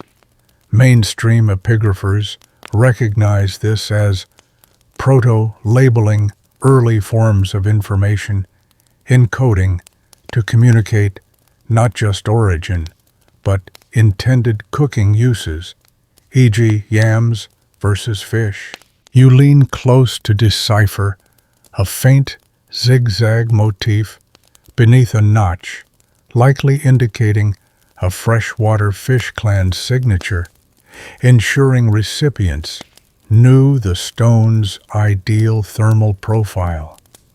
Fringe semioticians argue these markings also conveyed dream-time stories, micro-myths painted in stone grooves that taught rightful ownership and ancestral lineage. Historians still argue whether notches primarily functioned as practical labels or as mnemonic story keys. Across the clearing, children from trading clans engage in playful stone races, sliding small cobbles across leveled, sandy tracks to see whose stone travels furthest, a juvenile echo of adult negotiations testing glide smoothness for cooking troughs. Elders laugh at the contests, knowing that smoothness also predicts heat transfer efficiency. Mainstream observers see this as informal quality checks woven into community life. Fringe play anthropologists suggest these games served dual purposes, training young ones in stone assessment while reinforcing social bonds through shared ritual. Historians still argue whether such games originated as pragmatic apprenticeships or evolved into purely recreational pastimes. As midday sun warms the clearing, traders break for a mid-exchange meal, communal stone-boiled stew, bubbling in bark baskets around a shared trough. Mainstream dietary studies highlight these interclan feasts as vital trust-building events, sharing food forged alliances that transcended mere resource exchange. You taste the rich broth, smoky mineral tinged, sweetened by yam daisy, and feel the stone's legacy coursing through each spoonful. Fringe political economists, however, claim such meals laid the groundwork for interclan councils, steaming stone pots, symbolizing mutual dependency. Historians still argue whether feasting rituals functioned as diplomatic summits or evolved from spiritual law-making assemblies. After feasting, traders prepare for return journeys, hefting new stone allotments into reed-woven slings and bundling smaller cobbles into kangaroo skin pouches. The chief broker performs a final acknowledgement, gently tapping each stone thrice against a sacred, quartz-veined giver slab, offering one tick of gratitude for each stroke. You watch the ritual tap, tap, tap, a measured cadence echoing the land's heartbeat. Mainstream ritual chronicles interpret this as a simple thank you rite. Fringe sound ritual advocates, though, suggest the triple tap invokes a numinous resonance, aligning stone vibrations with ancestral echoes, sealing the trade in sonic memory.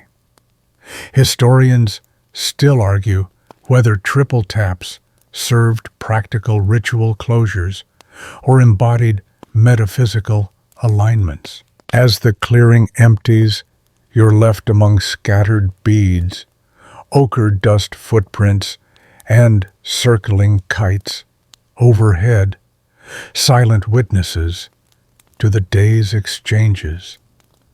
You stoop to lift a single sandstone slab left behind, traded for a pouch of smelted turtle shell shards, and feel its weight settle into your palm. In its heft, you sense the journeys traveled, the promises made, and the fires that will crackle beneath it in hearths far from here. Walking away, you follow faint, dreaming tracks back toward camp, each step resonating with the knowledge that cooking stones, though silent, carried human voices across distances. They bore stories of trust, reciprocity, and the shared understanding that fire, stone, and water, when bound by communal ritual, sustained not just bodies, but bonds that endure. You step into a sheltered rock overhang where the walls glisten with ancient petroglyphs, etched lines crisscrossing stone canvases, each groove a testament to culinary mastery and communal memory. This is rock art and oven marks, where the very surfaces that once sheltered Dreamtime stories bear the scars of cooking. Stone use carved hollows, smooth depressions, and pictograms of hearths and ovens. You probably won't survive the tactile elegance of these markings without running your hands over each carved groove, but lean in close. These signs link art, utility, and ceremony in seamless harmony. Mainstream archaeologists date these rock art sites to at least 3,000 years ago, based on stratified deposits of charcoal and pigment beneath the engravings. You crouch to study an engraved semicircle, its concave curve worn smooth by centuries of heated stones pressed against it. This oven mark, as site researchers call it, once guided cooks to place flat cooking slabs precisely in hearth grooves, ensuring uniform heat distribution. You slide your fingertip along the curved channel, marveling at how ancestral hands measured angles and depths by eye, creating functional art that endured the elements. Fringe ethno-iconographers, however, argue that these oven marks doubled as sacred diagrams, maps of the hearth's spiritual center, where earth, fire, and water conjoined. They claim that each groove's orientation aligned with cardinal Dreamtime tracks, channeling ancestral energies into the cooking process. Historians still argue whether oven marks functioned purely as pragmatic guides or embodied spiritual cartographies etched into stone. Above one such groove, a series of geometric petroglyphs, parallel lines, and interlocking zigzags suggests symbolic notation. Mainstream epigraphers interpret these as clan-specific markers, a code conveying which family contributed stones to a communal oven.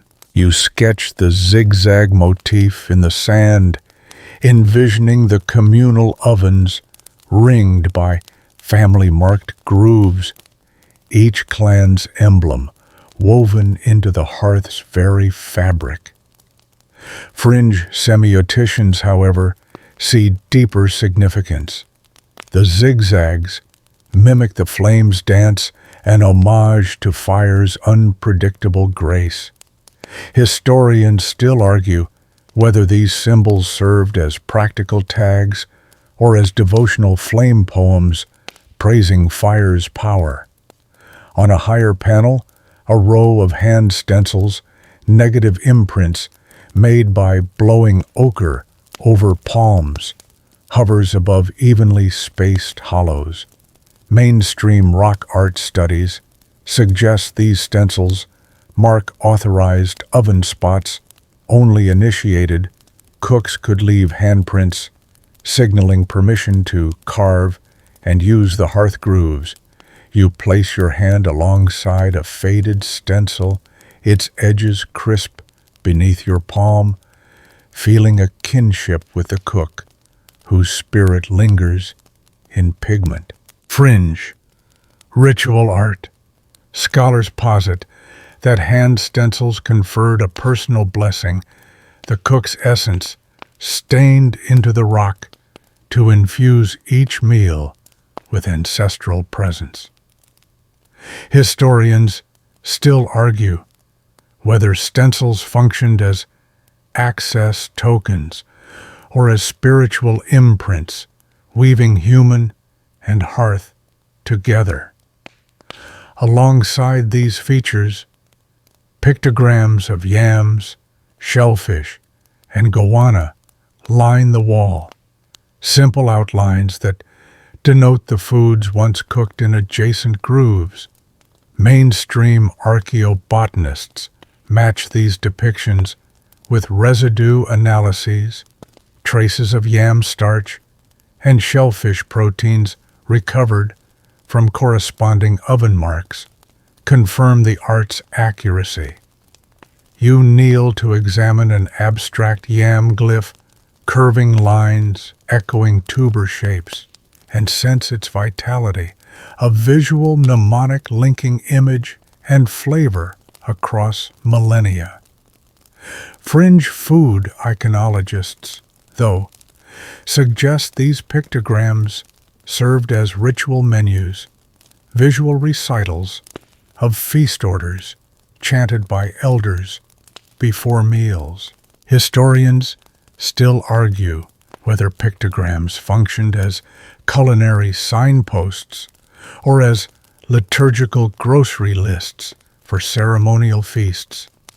In one recessed niche, a smooth oval depression, deeply polished by repeated stone friction, forms a perfect cradle for heating flat slabs used in bark oven constructions. Mainstream heritage surveys identify these niches as stone rest points where stones were tempered before transfer to ovens. You hold a weathered cooking stone in the depression, feeling the snug fit that prevented stones from rolling away, keeping them poised for swift deployment.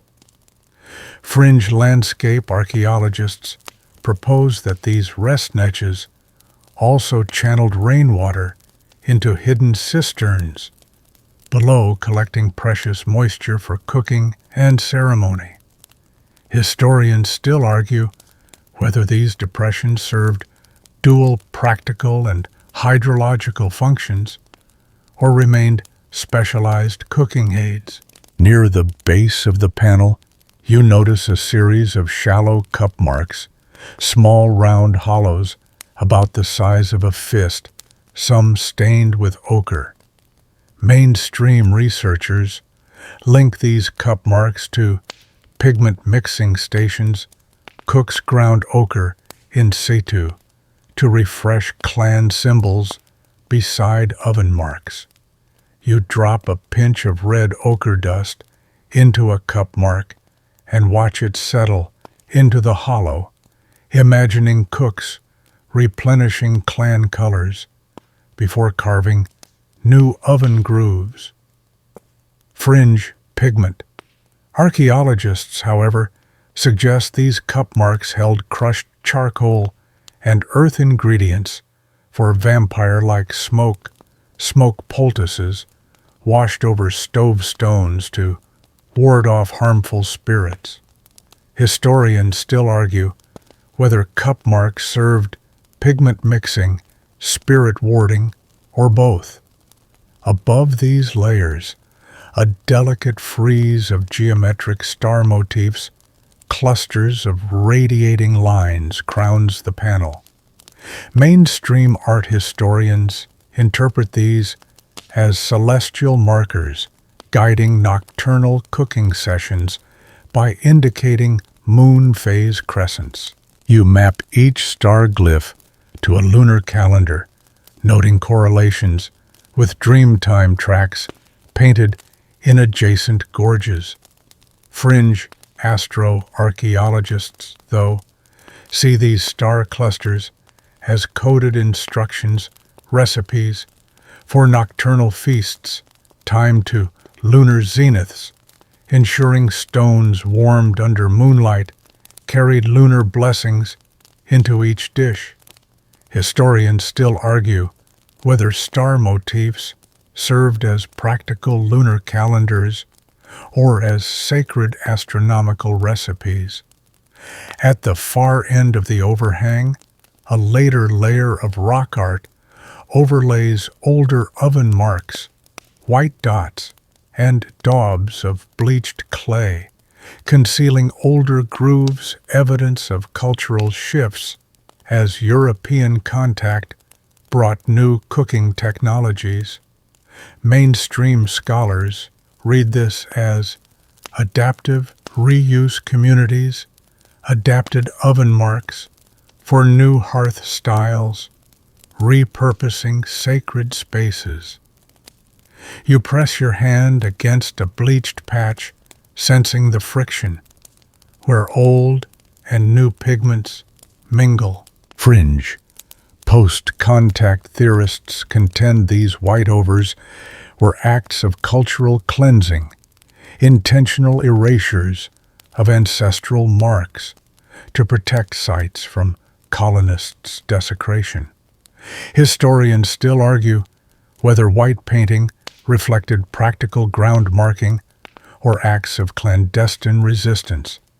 As sunlight wanes, the picture grows richer, layers of oven marks, clan symbols, pictograms, and stencils, weaving a tapestry that transforms bare rock into a living kitchen map. Each groove, each etching, each pigment, stain embodies generations of cooks, dreamers, and keepers who shaped stone with purpose and reverence. You step back, letting the rock's cool presence saturate your skin, carrying the oven mark's silent instruction etched in your bones. Ahead lies Section 11's Forbidden Hatcheries, where stone meets shell in experimental territories of creation. But for now, as dusk settles and the rock art glows silver in twilight, linger with these oven marks, functional engravings, and ceremonial scripts, reminding you that art and utility are inseparable when humanity listens deeply to Earth's own voice. You squeeze through a narrow rock tunnel into a vaulted chamber whose earthen floor glows faintly with residual warmth, as though hidden embers still smolder beneath the stones. Here lies the sanctuary of forbidden hatcheries, where mortals once dared to replicate Hera's divine goose, melding alchemy and avian lore in clandestine experiments that blurred lines between creature and deity. You probably won't survive the thrill of standing in this secret crucible of ambition without goosebumps prickling your skin, but lean in here. Hope and hubris entwined in every heated nest. Mainstream archaeologists first identified these hatchery sites in the late 20th century, uncovering semicircular brooding pits lined with sand and clay each studded with perforated basalt stones to regulate heat. Excavations in Arnhem Land reveal at least 5 such chambers hidden deep within sandstone escarpments, far from communal hearths, dated via charcoal at their entrances to roughly 2,500 years ago. You brush aside loose sand to reveal one pit's inner ring, 8 evenly spaced holes where stone pipes once channeled hot air beneath incubating eggs. This sophisticated underfloor heating attests to deep understanding of thermal dynamics and embryonic needs.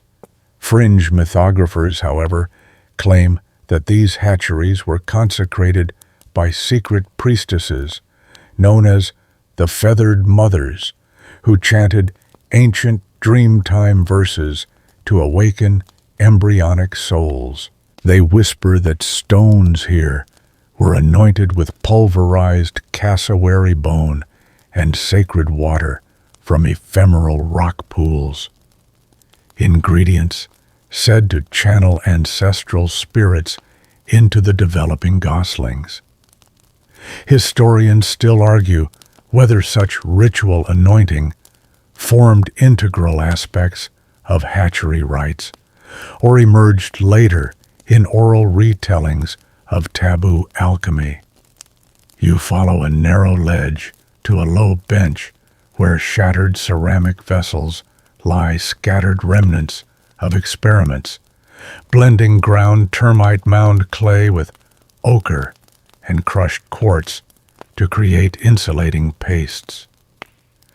Mainstream conservation studies note that termite clay's insulating properties allowed tight temperature control, preventing heat spikes that could kill embryos. You press a flake between thumb and forefinger.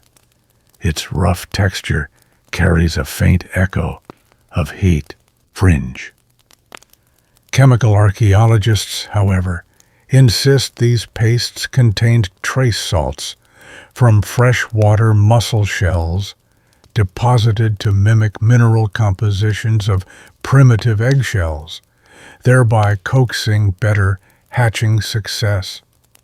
Historians still argue whether shell salt additives reflect advanced material science or represent imaginative extrapolations by modern researchers.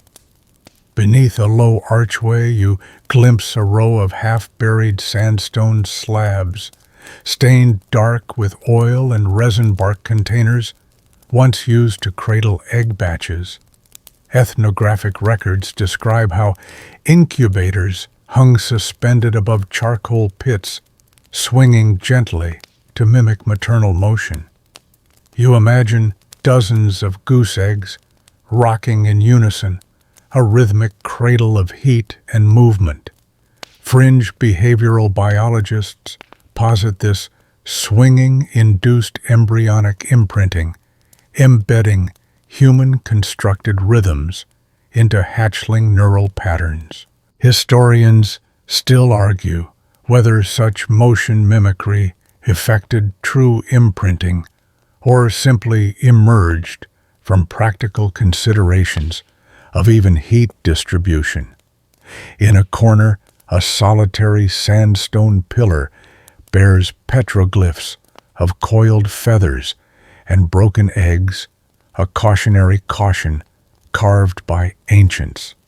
Mainstream iconographers interpret these as warning signs.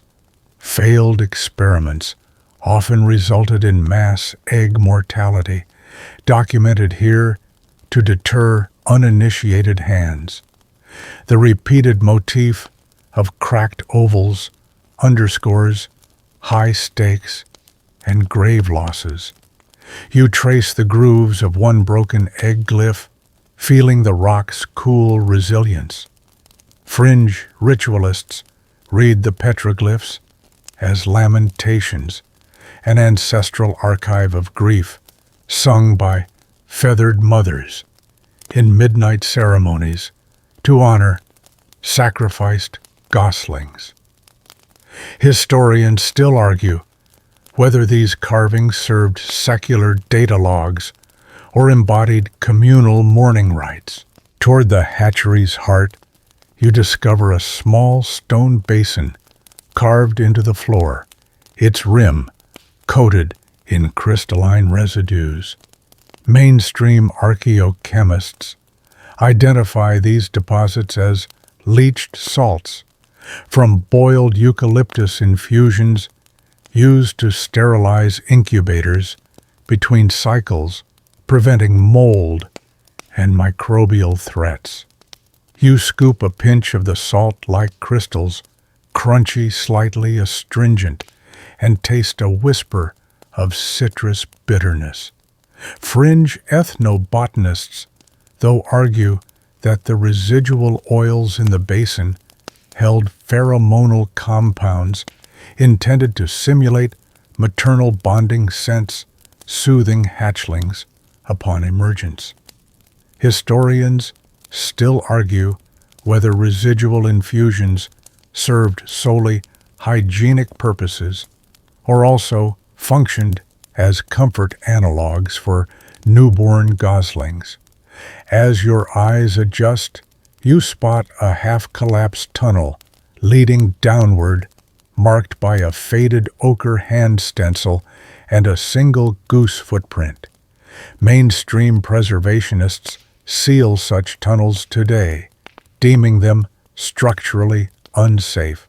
Yet, fringe treasure hunters clamor that beneath lies the chamber of the first clutch, where the legendary golden egg, said to possess unbroken lineage to the divine goose, remains entombed. Historians still argue whether this crypt exists or whether its legend emerged as a final flourish in hatchery lore. A dusty ledge holds fragments of feather-trimmed reeds, apparent remnants of brood mats, layering nests. You pick up a brittle shaft studded with quill barbs and imagine eggs nestled in downy beds atop these mats. Mainstream zoo textile experts note that woven reed mats regulated humidity, essential under continuous heat. Fringe textile anthropologists suggest the feathered trim also functioned as sensory beacons, guiding hatchlings' grasping reflexes once they cracked free. Historians still argue whether feather accents served as practical nest components or ornamental signals of sacred lineage. You approach a shallow niche lined with broken stone pipes, once part of a ventilation array. Modern engineers marvel at the hatchery's passive ventilation pipes, angled to draw cooler air from upper fissures, creating convective airflow that maintained stable incubator climates without active tending. The stones carved with precision reveal advanced geological knowledge. Fringe, sympathetic heat theorists, though, suggest that vibrating air vortexes in these pipes transmitted subtle sound frequencies, feathered mothers' chants ingrained as audio blueprints in hatchlings' early hearing. Historians still argue whether acoustic imprinting occurred or remains a speculative fringe. As the afternoon wanes, you sense a hush settle in the hatchery walls, reverberating with ancestral aspirations and experimental echoes. Before you depart, you pause at an undisturbed circle of unbroken stones, a dormant nest awaiting renewed life. You place your palm upon the cool surface, imagining the latent warmth that once coalesced beneath. In that stillness, you feel the fragile boundary between possible and forbidden, between creature and myth, drawn in stone and dream. Turning back through the tunnel's mouth, you carry with you the hatchery's portent that the quest to birth the divine goose was a gamble of ingenuity and devotion, sacrificing stones and spirits alike. Each ember's echo, each cracked shell glyph, each anointed basin speaks of humanity's age-old impulse to transcend nature's bounds, and of the wisdom to know which boundaries demand reverence. You step into a cool, shadowed grove where towering river gums arch overhead, their roots weaving through mounds of ash and stone. Underfoot, the ground is soft, with cushiony moss, punctuated by neat piles of cooking stones arranged in seasonal order, summer, autumn, winter, and spring collections, each ringed by carved wooden signposts. This is the seasonal stone maintenance site where Indigenous Australians not only cleaned and stored their vital cooking stones, but also blessed them to maintain efficacy and community harmony. You probably won't survive the quiet rigor of these maintenance rituals without marveling at their blend of practicality and ceremony. But lean in close. Each stone's care secures tomorrow's feast and honors ancestral guardians. Mainstream ethnographic studies confirm that stones, after months of repeated fire use, accumulate soot resin residues and microfractures that compromise heat transfer and safety. Maintenance camps, often located near fresh water sources, serve to restore stones' surfaces. Cooks first scrubbed each stone in cool creek waters, using bundles of soft, fibrous spike rush, its fine strands lifting debris without scratching surfaces. You kneel by a shallow pool, dipping a flat basalt slab into the brisk current, then rubbing it gently with a bound spike rush brush until its surface gleams like wet river glass.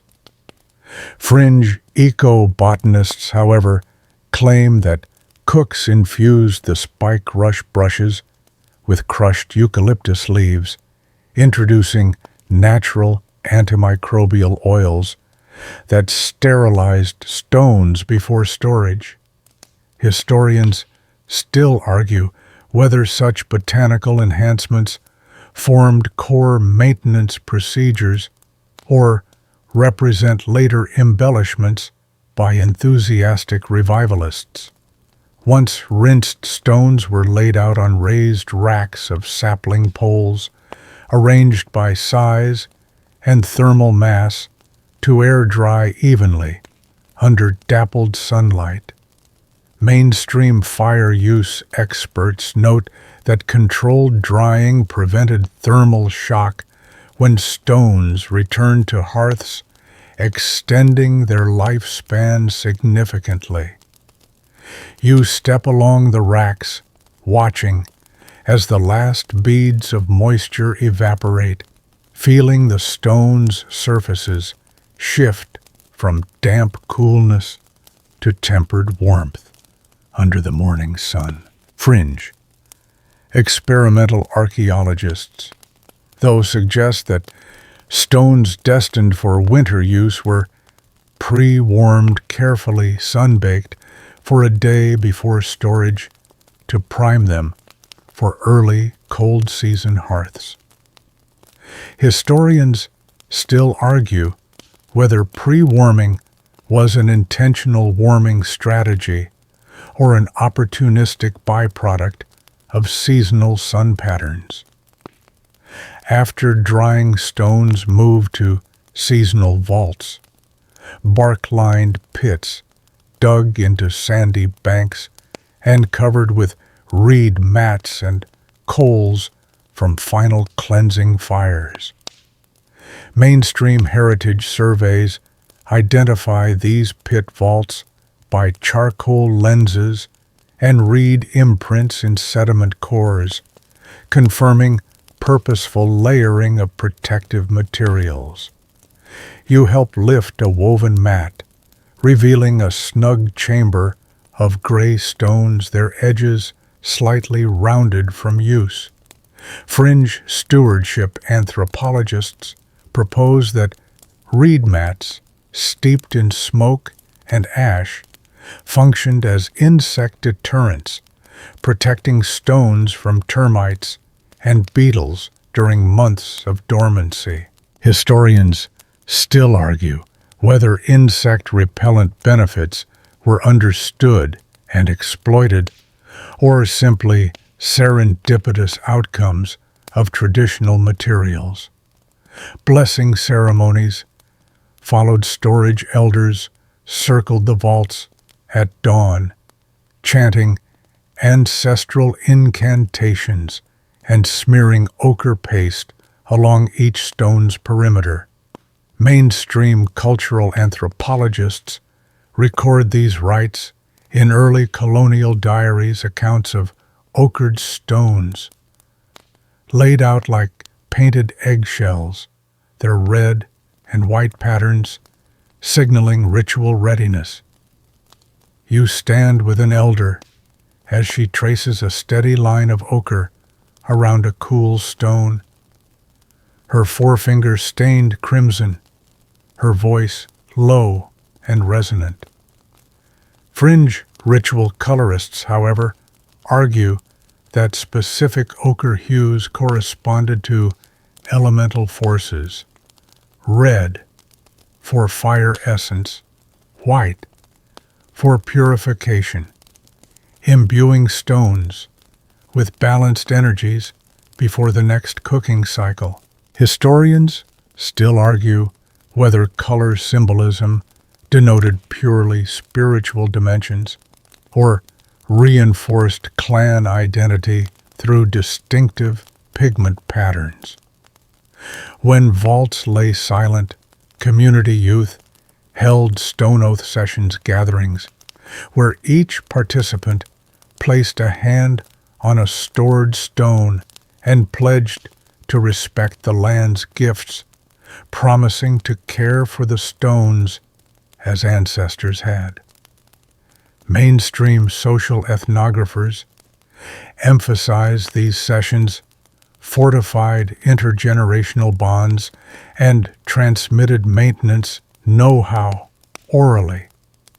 You join a circle, pressing your palm against a warm basalt slab, the stone's firmness grounding you as voices intone a shared vow.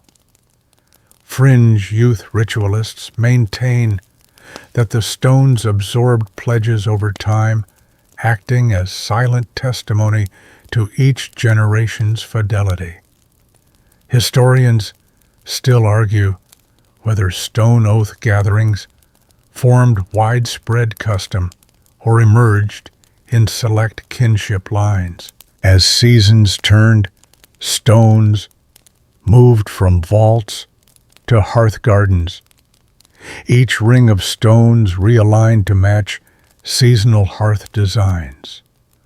Low summer rings for rapid searing, deep winter pits for slow stews. Mainstream fire engineering research notes that this seasonal reconfiguration maximized energy efficiency, matching stone thermal profiles to culinary needs. You accompany the hearthkeeper as she arranges a fresh ring of winter-vetted stones around a sunken pit, each placement precise, each gap a calibrated air inlet. Fringe experimental ecotechnologists assert that subtle changes in stone spacing allowed runoff from seasonal rains to drain effectively, preventing waterlogging in winter hearths. Historians still argue whether drainage design reflects intentional engineering or opportunistic adaptation. Throughout these maintenance cycles, stone shards and fragments, inevitable outcomes of heat fatigue, were not discarded, but repurposed. Mainstream sustainable practice guides document that broken pieces became abrasive grinding tools for seed processing or mixed with mud to create plaster for reed ovens. You pick up a small flake, its edge sharp, its surface ridged by repeated steam immersion, and envision its second life in pounding native seeds. Fringe circular economy scholars celebrate this as an early model of zero-waste living, with every stone fragment reincarnated into new utilitarian forms. Historians still argue whether repurposing was driven by necessity in resource-scarce environments or by cultural ethos valuing material continuity. In the late dry season, stones destined for ceremony received additional adornment, delicate sprigs of fanleaf fern tucked into their storage rings, symbolizing renewal before the rains. Mainstream ethnobotanists note fanleaf's association with water spirits and seasonal regeneration in local lore. You bend to tuck a crisp fern leaf under a vault's rim, inhaling its fresh, cool scent. Fringe botanical ritualists claim fanleaf layers signaled specific clan affiliations, each clan having its signature fern species, though no consistent pattern emerges across regions. Historians still argue whether fern offerings served communal coordination or local aesthetic preference. As you prepare to leave the grove, the elder custodian offers one final rite to strike each stone 3 times with a small mallet carved from she oak, a percussive blessing to awaken latent heat memory. You raise the mallet, feeling its weight balanced by centuries of use, and tap each stone once, then twice, then thrice, listening as muted echoes ripple through the vault's semicircles. Mainstream acoustic surveys record these triple taps as resonant sound marks, signaling maintenance completion. Fringe sound shamanic practitioners believe the echoes communicate between vaults, carrying news of maintenance rites across distances in whispered stone tongues. Historians still argue whether acoustic signals formed part of inter-camp communications or remained ceremonial flourishes. Stepping back onto the sun-warmed path, you carry the grove's hush beneath your skin, the rhythmic cleaning, drying blessing, and renewal cycles that kept cooking stones ready to feed bodies and souls. Each stone in its seasonal vault embodies both utility and reverence, a testament to communities who sculpted survival from earth's sinews and fire's gifts. As you continue towards Section 13's European encounter, disruptions Hold close the echo of each tap and the gleam of each scrubbed stone, a living cycle of care that spans generations, seasons, and the turning earth. You push through a party of casuarina saplings into a sun-dappled clearing where the ground is strewn with both ancient cooking stones and shards of broken ceramic, a startling testament to First Contact's upheaval. Here, at European Encounter Disruptions, you witness how colonial arrival fractured stone-boiling traditions, introducing metal pots that both supplanted and corrupted ancestral hearthcraft. You probably won't survive the wrench of cultural collision without your heart tightening at the sight of displaced stones and orphaned rituals. But lean in close, these scars tell of resilience and reinvention amid imposed change. When British explorers and settlers first trekked inland in the late 18th century, they marveled at smoke curling from indigenous hearths. Yet, within decades, iron cookware brought by missionaries and traders began to appear at settler outposts, tempting some clans with its ease. Mainstream colonial journals record that by the 1830s, many Aboriginal women acquired tin buckets and steel billy cans in exchange for baskets of yams or woven mats. You imagine a timid exchange on a dusty track. A woman hands over a pouch of ochre-cleaned stones, her fingers brushing cold metal in return. Fringe economic historians argue these early trades formed the kernel of a stone-for-steel market, disrupting traditional barter networks anchored in deep reciprocity.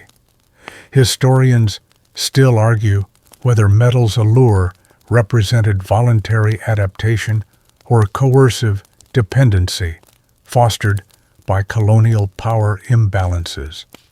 In one corner of the clearing, rusted fragments of a skillet lie half buried among charcoal-stained stones. Mainstream archaeologists date these fragments to mid-19th century. Supply leaks, sheet iron scraps used as ad hoc cookware when tins ran scarce. You lift a jagged shard, its edge flaking rust, and set it beside a smooth quartz-veined cooking stone. The contrast is stark. The stone's worn resilience versus the metal's brittle deterioration. Fringe material culture analysts suggest that early adopters found metal cookware inadequate for precise heat control, soon reverting to stone when pots scorched or warped. Historians still argue whether cookware abandonments reflected technological rejection or pragmatic fusion of old and new methods. Nearby, a cluster of cooking stones bears fresh scorch marks in circular patterns, evidence that settlers repurposed indigenous hearth gardens for European stews and damper. Mainstream heritage reports note that some frontier stations even coerced Aboriginal cooks into preparing meals for settlers using their own stone gardens. You trace a deep ring gouged into a basalt slab, too narrow for ancestral baskets, but perfect for a small iron pot's base. Fringe post-colonial scholars argue this forced assimilation of hearths symbolized deeper cultural erasure, turning sacred culinary spaces into tools of domestic servitude. Historians still argue whether These appropriations were isolated frontier pragmatism or systematic dismantling of indigenous autonomy. At the edge of the clearing, a rusted water pump, once installed by station keepers, stands over a trough ringed with orphaned cooking stones. Mainstream environmental surveys reveal that such pumps diverted flow from sacred water holes, drying sites where stones once underwent seasonal maintenance. You turn the pump handle slowly, hearing its creak echo across the hearth. Remnants.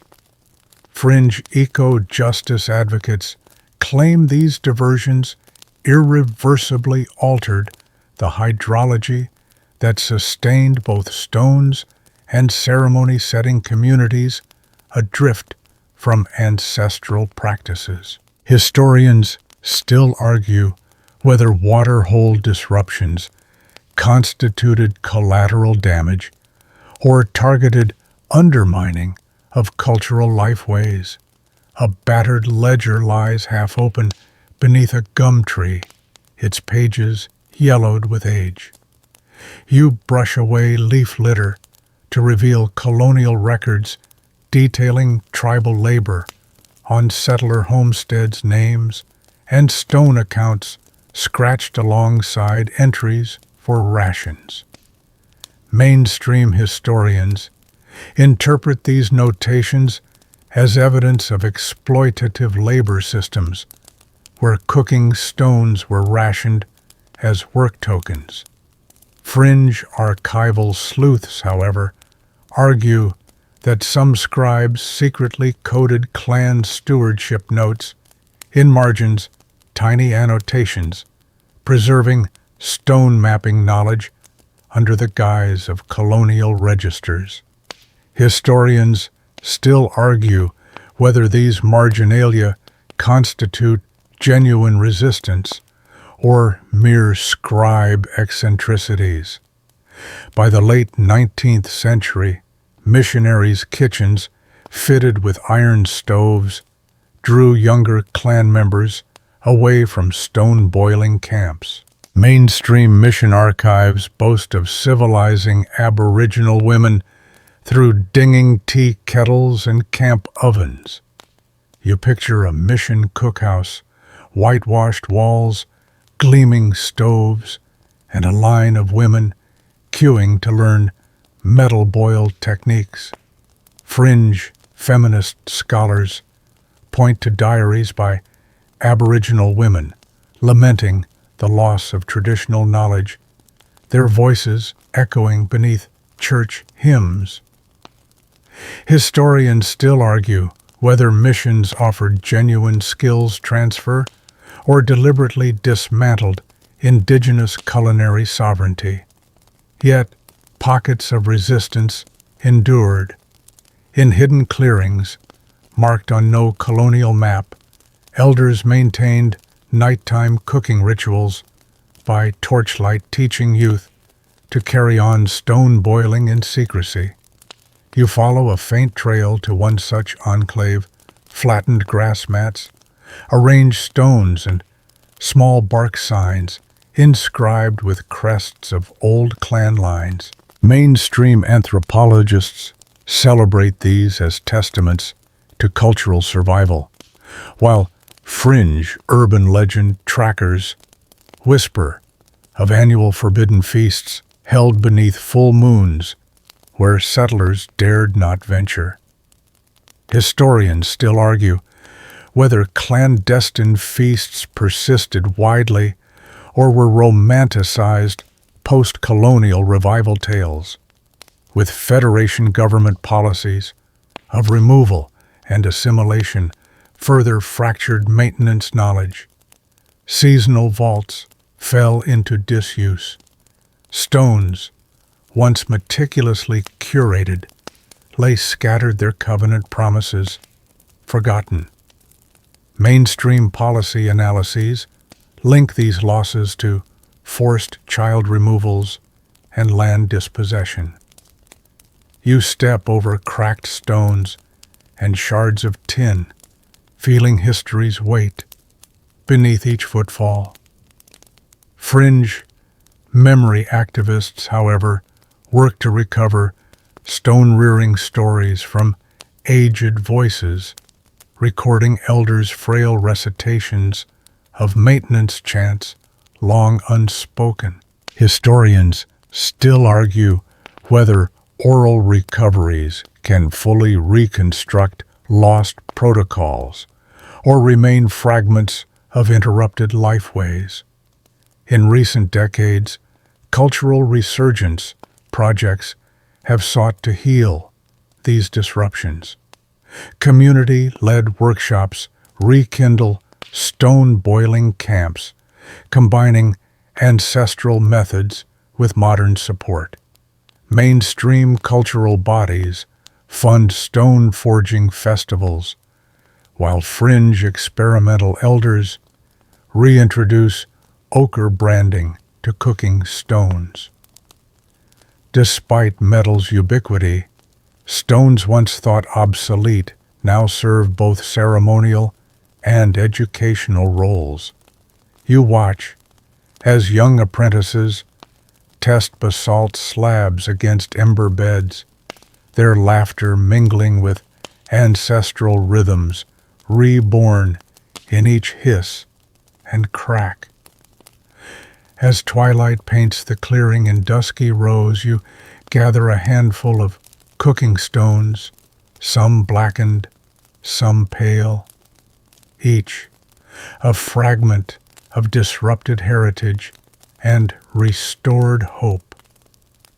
You feel the stone's cool solidity beneath your palm, their textures telling stories of collision and continuity.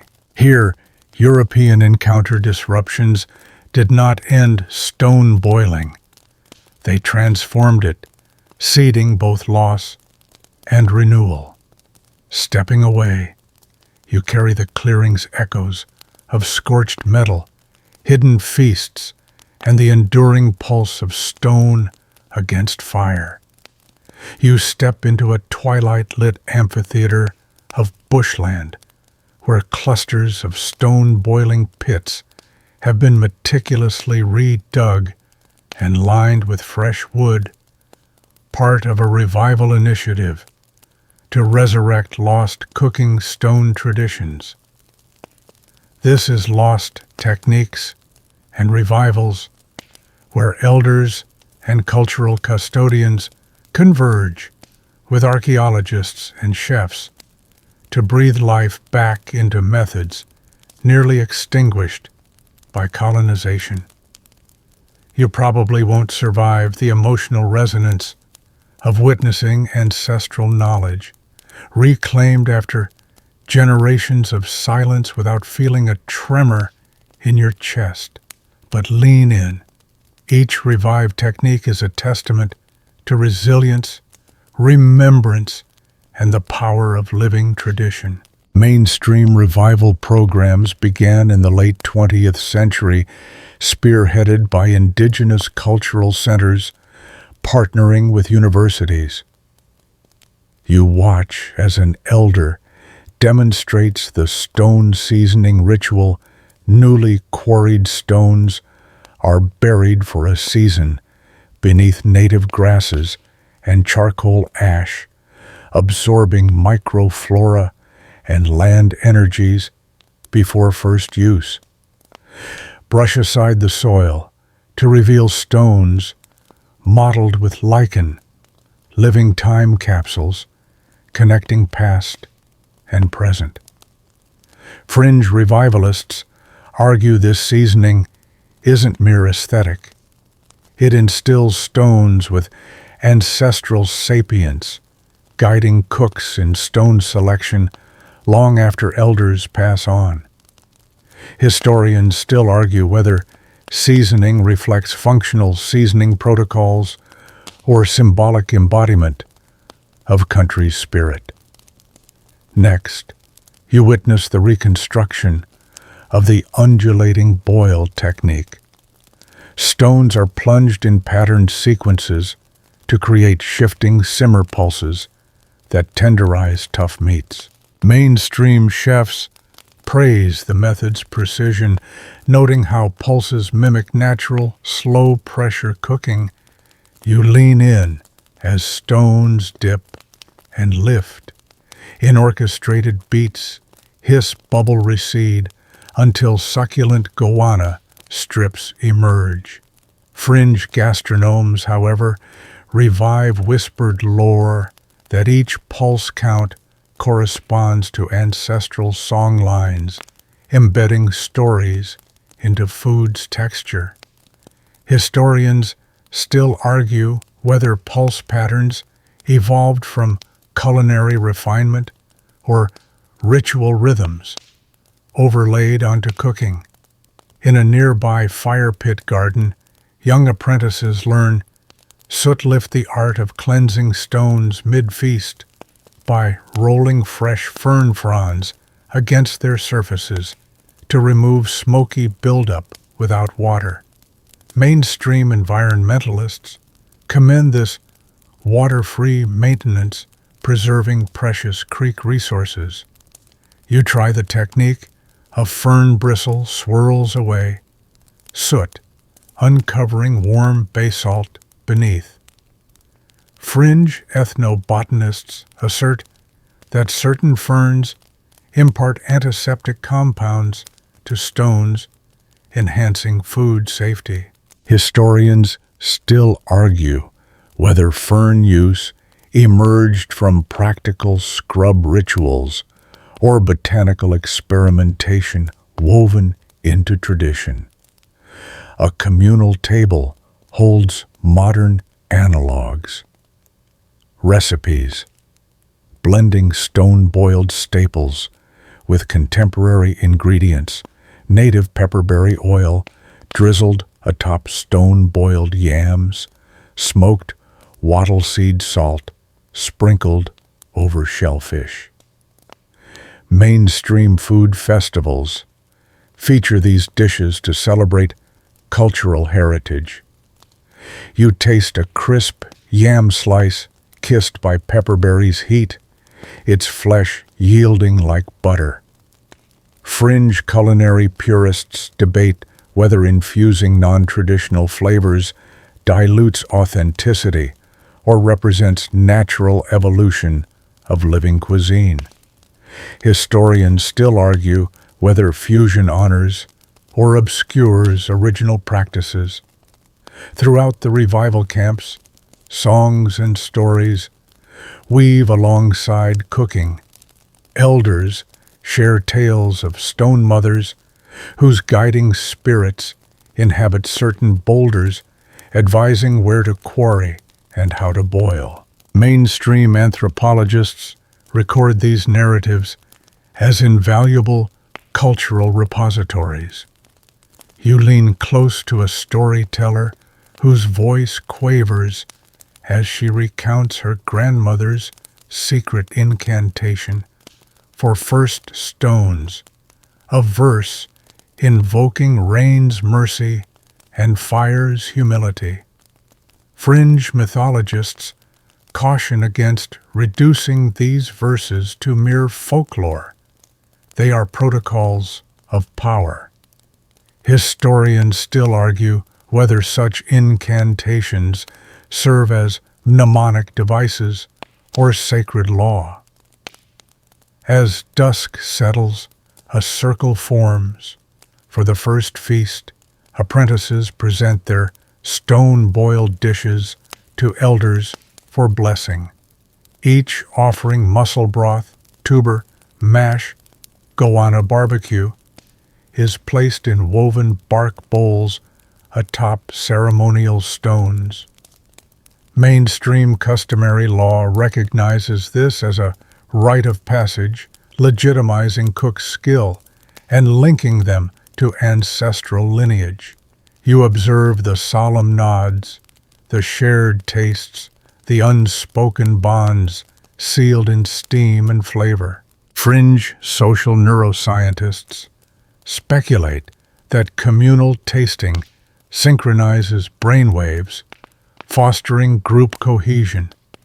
Historians still argue whether the feast's unity stems from ritual structure or the primal act of sharing sustenance.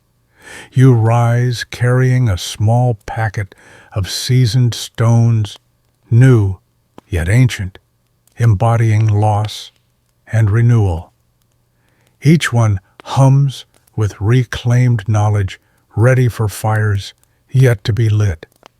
As you step back into modern twilight, recall that these revived techniques aren't relics behind glass, but living threads in a tapestry of survival and sovereignty.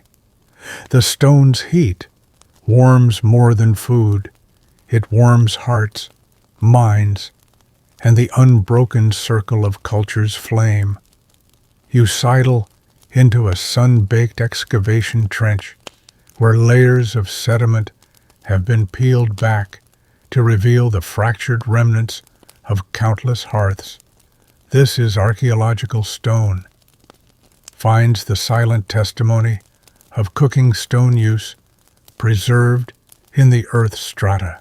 You probably won't survive the tactile intimacy of handling these weathered fragments without feeling their ancient warmth echo beneath your fingertips. But lean in. Each heat-cracked rock and charred shard carries a story of meals long past and the people who shaped them. Mainstream archaeologists date the earliest heat-shattered stones here to around 6,000 years ago, based on radiocarbon samples of adjacent charcoal lenses. You crouch beside a cluster of pitted basalt pieces, each fragment bearing crescent-shaped fissures from repeated plunges into boiling water. You lift one stone gently, its edges smoothed by time, and use and feel the tiny ridges where ember glow once pooled. These remains confirm that stone boiling was practiced here continuously for millennia, a foundational subsistence technology ingrained in local lifeways. Fringe geoarchaeologists, however, propose a wilder theory. They argue that some stones bear microscopic mineral veins, altered by sustained heating, creating ceramic-like vitrification zones, proof, they say, that prehistoric cooks unknowingly crafted proto-pottery through thermal engineering. Historians still argue whether such localized vitrification reflects accidental byproducts of repeated use or deliberate experimentation toward more durable cookware. As you scan the trench wall, you notice heat-rubbed hollows in the bedrock natural depressions, later adapted as built-in hearths. Mainstream surveys record these living ovens as adaptations of landscape features chosen for their thermal efficiency and ease of maintenance. You brush away crumbling soil to expose one hollow's charcoal stains, inhaling the smoky tang that still clings to the stone. Fringe experimentalists, though, claim that these depressions were intentionally shaped with stone mauls to precise depths, creating modular hearth units that could be covered or opened to regulate heat. Historians still argue whether these hollows are purely natural features co-opted by cooks or early engineered ovens predating formal quarrying. Further down the trench, you find scattered clusters of cooking stone fragments, intermingled with fishbone and seed pod impressions, an organic mosaic of diet and technology. Mainstream zoo archaeologists link these assemblages to seasonal exploitation patterns. Fish bones indicate tidal flat harvesting paired with stone-boiled shellfish stews, while seed impressions suggest pit-roasted seed cakes once pressed against warm stones. You trace the outline of a seed-rimmed stone, its surface pitted by tiny murnong fragments, and can almost taste the sweet root treats it must have tenderized. Fringe paleoethnobotanists argue that some impressions come from now extinct native grains, hinting at lost plant varieties once processed on stone plates. Historians still argue whether these vanished grains represent true lost crops or the misidentification of common tuber residues.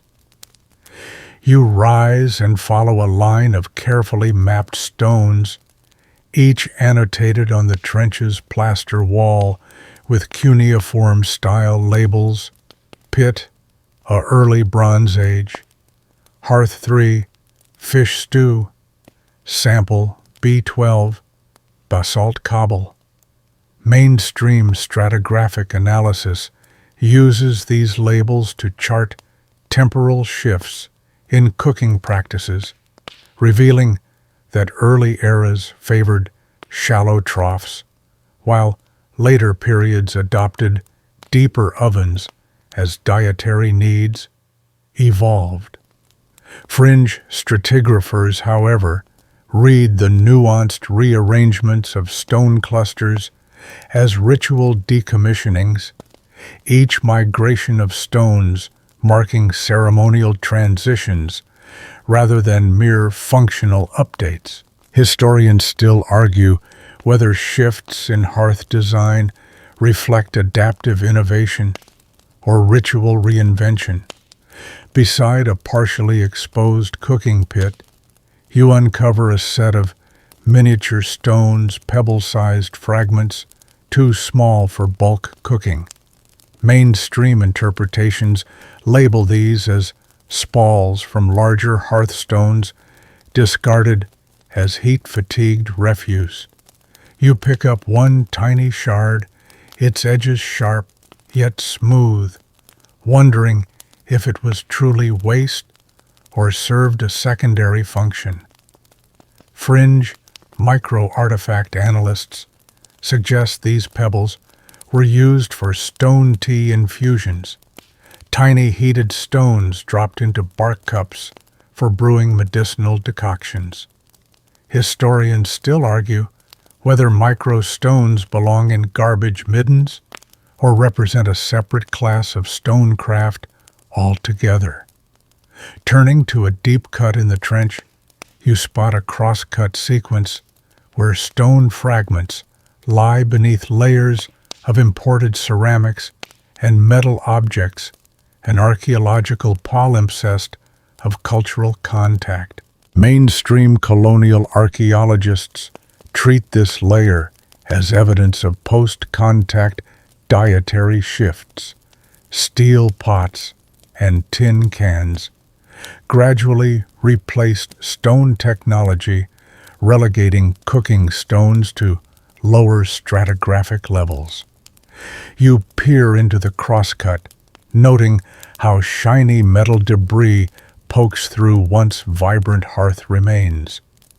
Fringe contact period specialists, however, read the overlap as intentional layering. Indigenous custodians burying sacred stones beneath settler artifacts in acts of cultural concealment. Historians still argue whether these deposits signify stratigraphic accident or subversive ritual interment. At the trench's terminus, you discover a sealed hearth time capsule jar, a modern intervention placed by past researchers, containing unused stone fragments, field notes, and a VHS tape documenting a 1980s revival workshop. You lift the jar's lid, releasing a musty gust of air scented with damp paper and coal dust. Mainstream heritage professionals consider this capsule a valuable record of archaeological practice and community collaboration. Fringe archival critics warn that such capsules risk freezing lived traditions in amber, overshadowing ongoing cultural evolutions. Historians still argue whether time capsules preserve authentic tradition or ossify it into static museum pieces. You stand amid the trench's layered testimony, heat-shattered basalts, hollowed bedrock, feasting residues, and colonial detritus, each stratum a chapter in a continuous narrative of adaptation, exchange, and resilience. You brush your palms clean on your pants, carrying the trench's story in the soft grit under your nails. Each stone fragment you touched, each charred mark you witnessed, attests to an enduring human impulse to harness Earth's fire and rock, to nourish body, community, and spirit across unbroken epochs. As you step back from the excavation, let the memory of these archaeological finds anchor you in the vast timeline of human ingenuity, each heat-cracked shard a spark igniting the fires of our shared past. You slip into a dimly lit yarning circle nestled beneath paperbark gums, the air thick with the mingled scents of smoking wattle and aged ochre.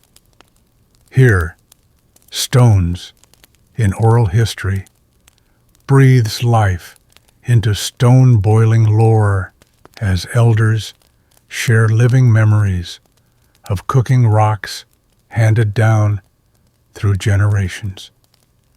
You probably won't survive the warmth of these spoken testimonies, each tale a flicker of ancestral fire, without feeling your spirit sway to the rhythm of remembered hisses and crackles. But lean in. This is where rocks speak in voices and memory transforms stone into story.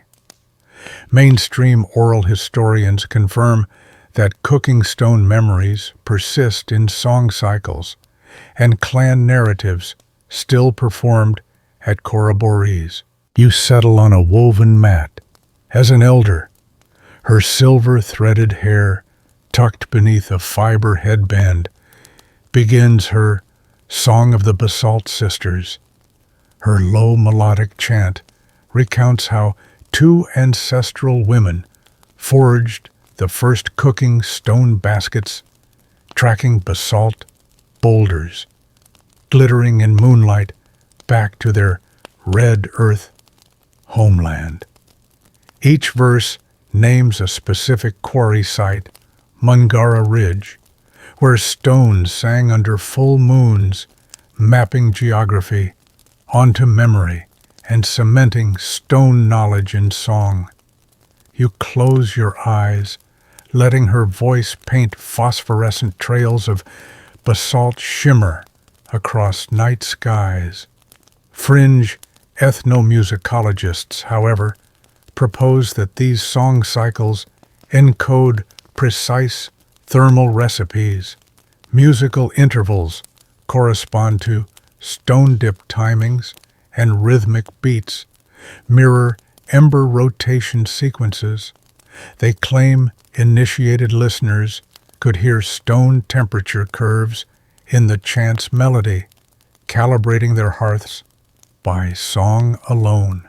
Historians still argue whether such sonic cooking codes arose as functional mnemonics or represent retrospective fanciful interpretations by modern researchers.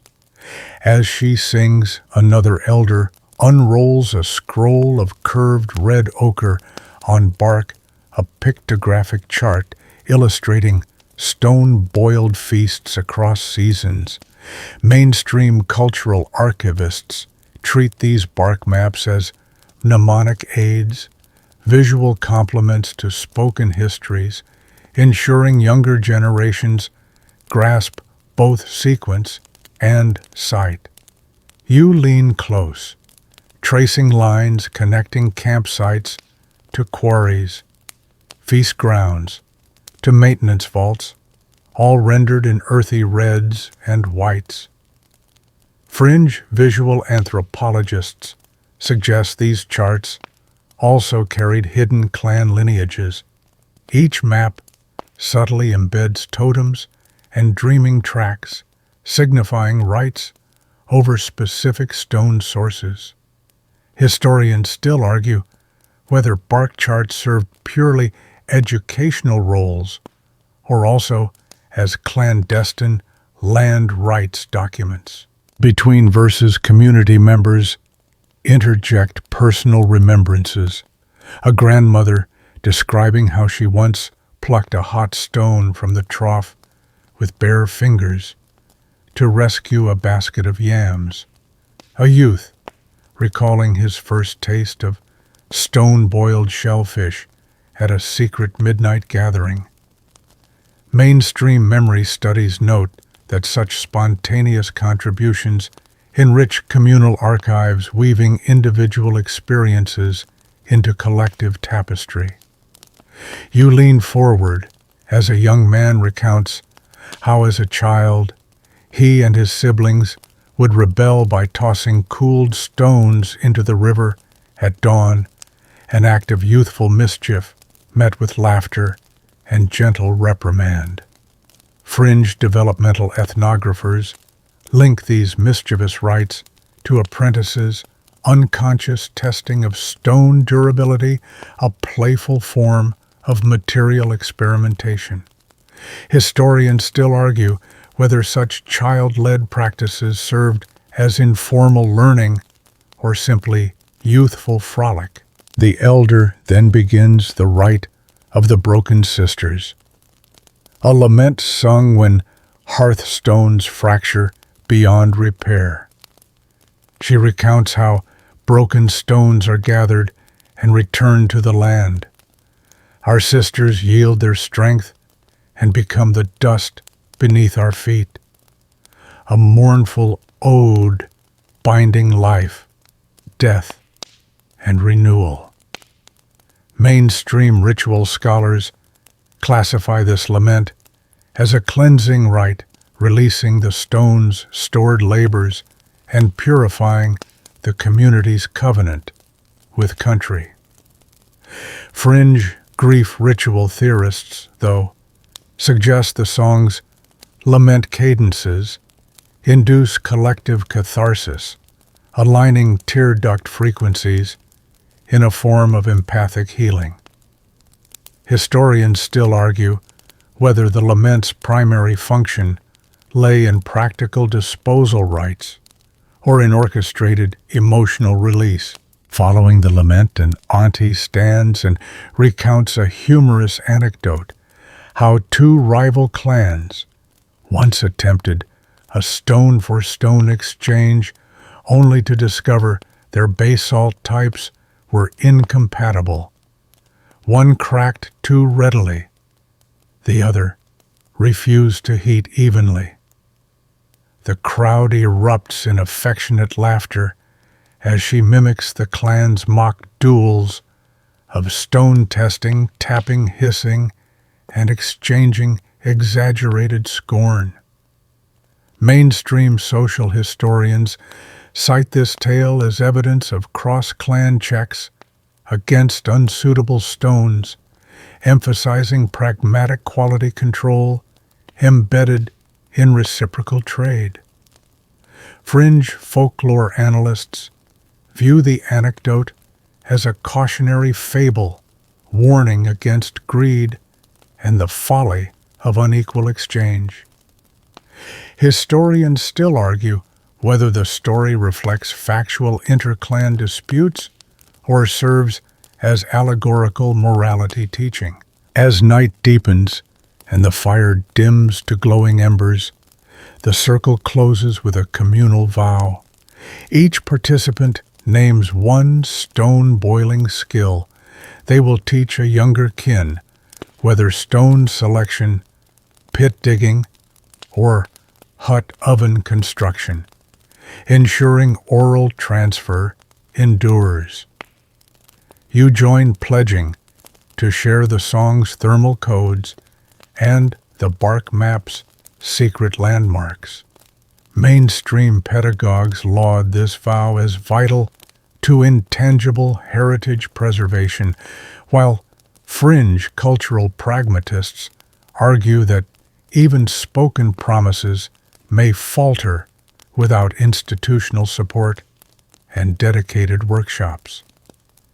Historians still argue whether oral pledges suffice for knowledge transmission or require formal curricular frameworks. As the embers die and dawn's pale light seeps through gum leaves, you rise, heart warmed by living stones and living words. You carry the echoes of basalt sisters, broken stone laments, and mischievous exchanges within you, each memory a flicker of fire kindled across millennia. In this yarning circle, stone boiling becomes more than cooking. It is the dance of memory song and community carved not in rock, but in human hearts. You step into a broken valley where cooking stone gardens once lined meandering creeks, now scarred by shifting channels and exposed bedrock. Here, environmental impacts stretches before you, a testament to how stone boiling shaped landscapes and waterways over millennia, sometimes with subtle costs to country. You probably won't survive the scope of ecological change wrought by countless hearths without feeling the land's old pulse quicken underfoot, but lean in every cracked basalt and displaced pebble carries an echo of human-earth collaboration and its unintended consequences. Mainstream ecological surveys confirm that removing large stones from riverbeds for cooking purposes altered local hydrology. In Arnhem Land, researchers documented a 30% reduction in shallow riffle zones, critical habitats for small fish and aquatic invertebrates along creeks where stone-boiling pits were abundant. You kneel at the creek edge, brushing aside fallen leaves to expose a smooth basalt cobble, once harvested by ancestors, now stranded above the waterline. The absence of similar stones downstream has subtly deepened pools, shifting fish, spawning grounds, and reducing juvenile habitats. Historians still argue whether these hydrological changes were significant enough to disrupt traditional fishing methods or remained minor ripples in a dynamic ecosystem. On the sandy banks, clusters of broken cooking stones form concentrated stone middens.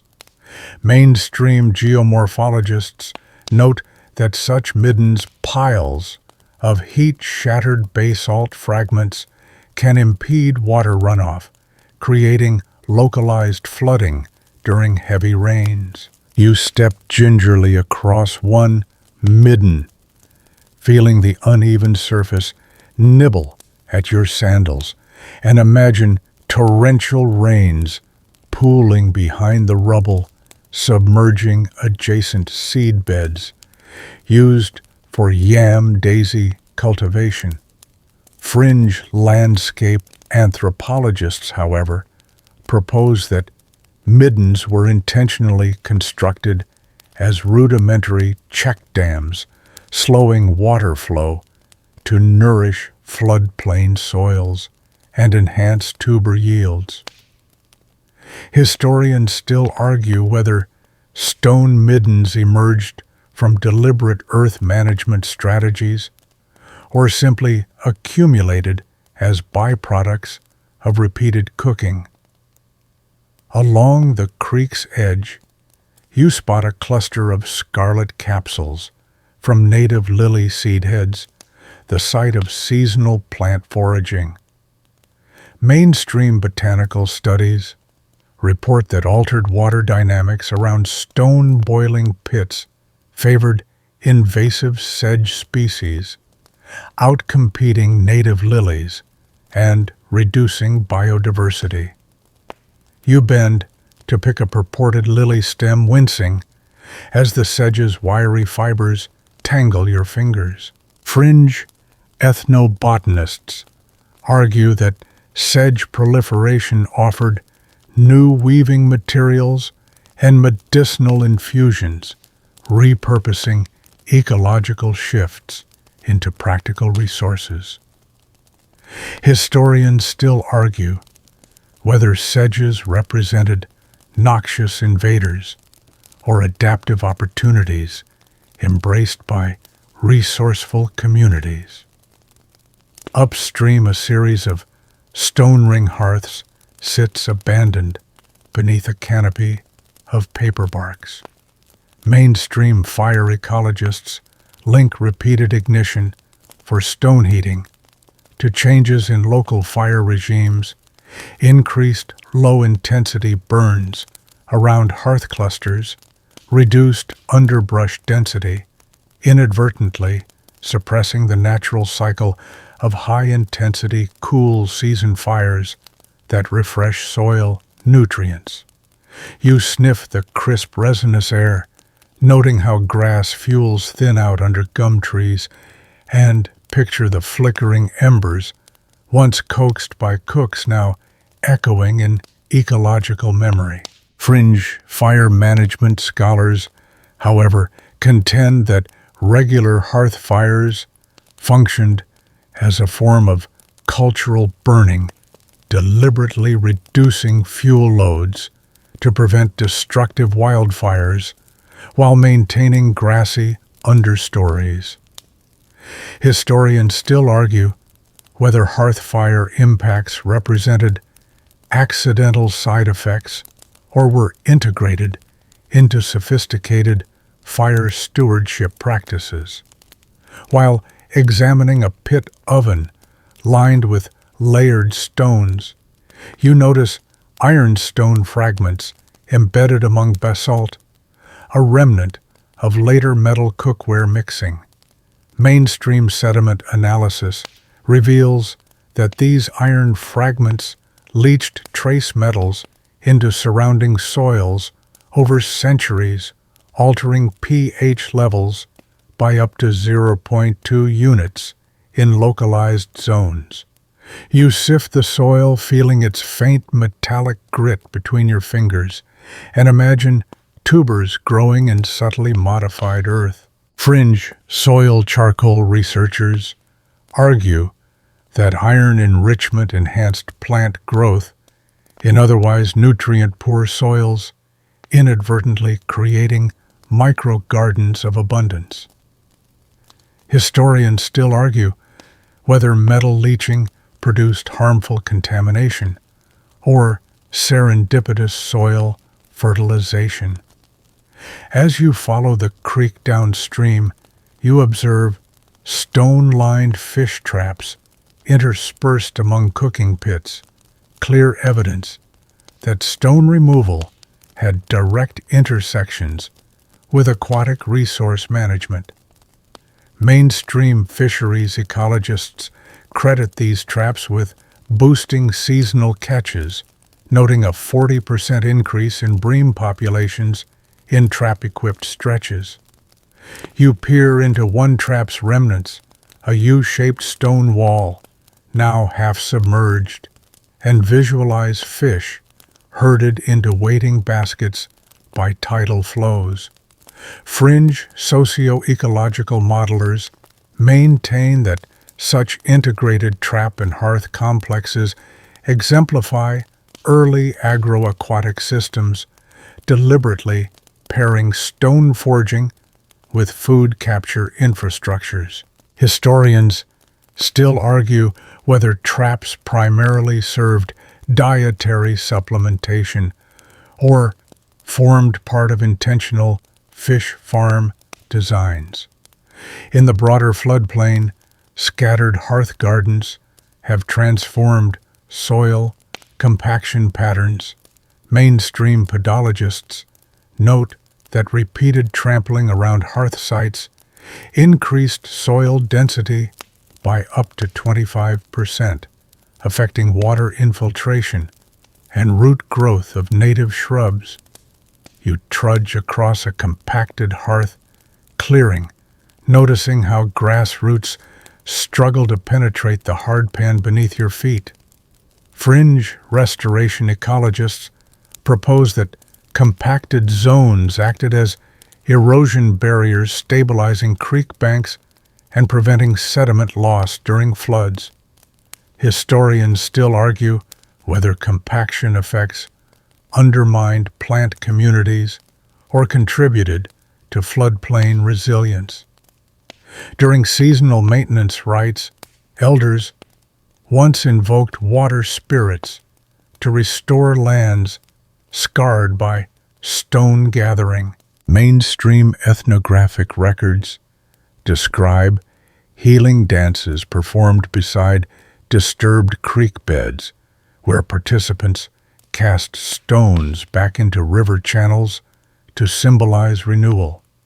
You pause by a small alcove where collected stones lie poised for return, sensing the ritual's intent ripple through time.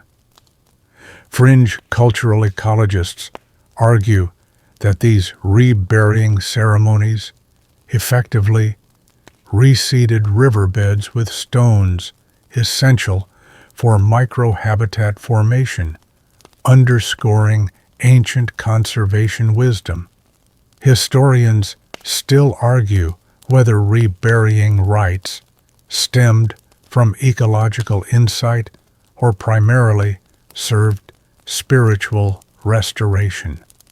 As dusk approaches, you stand amid the landscape's mosaic of subtle transformations, channel shifts, species changes, compaction patterns, and embankment traps, all traces of stone boiling's ecological footprint. Each stone you touched, each hearth you traced, reveals a story of interaction between human ingenuity and environmental consequence. Some impacts were unintended hydrological shifts, invasive species, while others reflect a deep adaptive eco-technological engagement with country, from fuel management to fish farming. You wipe the last soil from your hands, carrying these nuances in your awareness that stone boiling was never a neutral act, but one woven into ecosystems as much as into cultural life.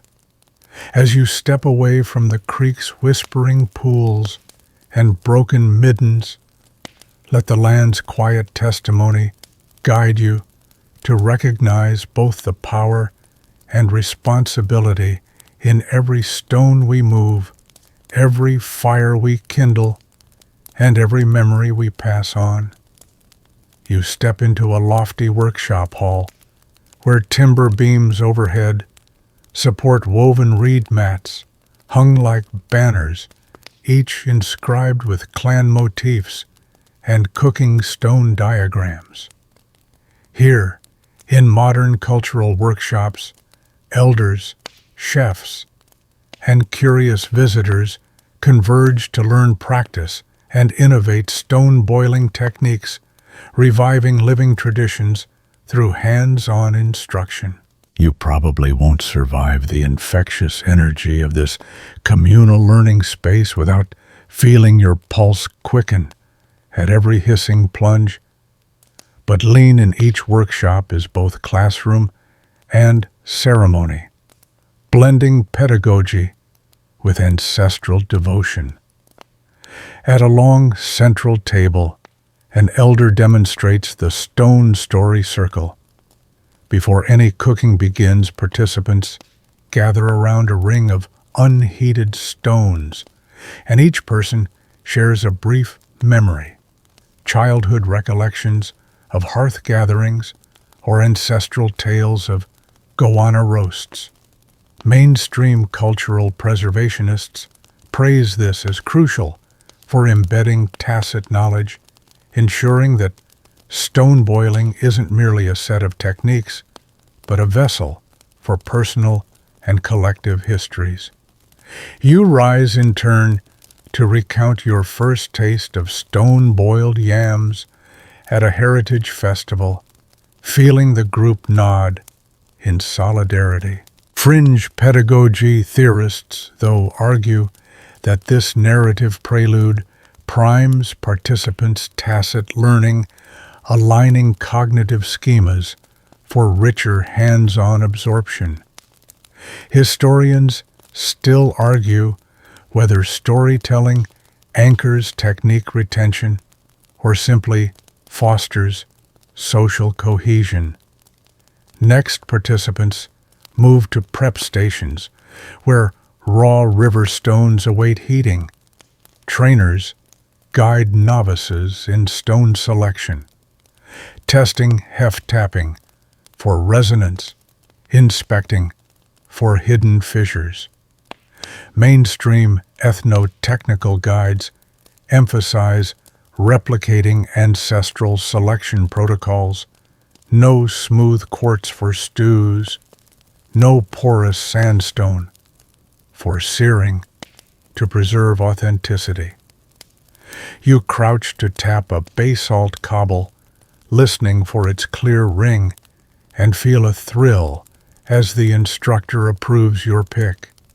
Fringe sensory learning advocates, however, suggest that novices should first tune into the land by barefoot walking to internalize terrain vibrations before selecting stones, embedding environmental attunement into the process. Historians still argue whether barefoot calibration formed part of ancestral methods or reflects modern eco-psychology influences. In the next area, instructors demonstrate the art of the plunge, heated stones, lifted with carved mallee tongs, then dropped into water-filled bark troughs to initiate controlled boils. Each stone's hiss is measured in decibels. Trained ears calibrate timing for optimum bubble flow. Mainstream culinary researchers commend the precise heat curves achieved, patterned plunges, preserve nutrients, and maximize flavor extraction. You lean close to catch the steam's scent, earthy, smoky redolent of eucalyptus embers, and record the plunge rhythm in your notebook. Fringe sound design proponents, though, propose mapping hiss frequencies as digital guides for home cooks, democratizing ancestral acoustic cues. Historians still argue whether hiss maps honor or commodify sacred sonic traditions. Along one wall, a rotating demonstration shows adaptive design, modern steel containers lined with bark inserts mimic traditional troughs, allowing broader participation in urban settings where bark access is restricted. Mainstream urban culture programs highlight this innovation's role in bridging heritage and modern life, keeping stone boiling relevant in city contexts. You marvel at the steel bark hybrid's elegance, picturing rooftop feasts under starry skies. Fringe urban anthropologists warn that such substitutions risk diluting cultural authenticity, cautioning against synthetic facsimiles replacing genuine bush materials. Historians still argue whether urban adaptations constitute evolution or erosion of tradition. In a side alcove, a group practices elder-apprentice exchange, pairing youth with respected cooks for one-on-one mentorship. You watch as a teenager carefully lift a glowing stone under an elder's gaze, guided by subtle nods and minimal verbal instruction, a pedagogy of imitation and silent observation. Mainstream educational theorists extol this model's efficacy. Embodied apprenticeship fosters deep skill transfer. You sense the apprentice's heartbeat syncing with the elder's measured breaths. Fringe cognitive embodied researchers, however, argue that nonverbal mirroring taps mirror neuron networks, enhancing motor mastery. Historians still argue whether ancestral pedagogy relied more on silent demonstration or explicit instruction. Workshop participants then reconvene at communal hearths for the shared feast, stone-boiled soup poured into communal bowls, passed in a circle. Mainstream social well-being studies link such meals to increased cross-generational bonding and reduced social isolation. You taste the broth, smoky, rich, with a subtle mineral depth, and feel warmth radiate beyond your chest into a sense of belonging. Fringe experiential design critics, though, debate whether staged feasts risk performative tokenism rather than genuine cultural exchange. Historians still argue whether workshop feasts recreate authentic communal dynamics or stage-curated encounters. Between cooking cycles, artisans display stone tool making, carving tongs from mallee wood, weaving bark troughs, and crafting stone weighing scales from paired cobbles. Mainstream craft revivalists note these modules empower self-sufficiency and cultural continuity, offering participants tangible take-home skills. You attempt tong carving guided by a craftsman's steady hand and relish the tactile connection to ancestral toolmakers. Fringe maker movement advocates suggest integrating 3D printed prototypes for remote learners, though they caution against sidelining organic materials. Historians still argue whether tech-augmented craft workshops enrich or overshadow organic traditions. A final station explores creative fusion, where participants collaborate with contemporary chefs to design fusion dishes, stone-boiled native grains topped with wild honey, gastrique, or shellfish stews finished with microgreens. Mainstream gastronomic festivals celebrate this cross-cultural creativity as a testament to living heritage. You contribute a dash of native pepper leaf oil to your bowl, experiencing a sensory bridge between past and present. Fringe culinary purists, however, caution that fusions risk overshadowing core traditions in pursuit of novelty.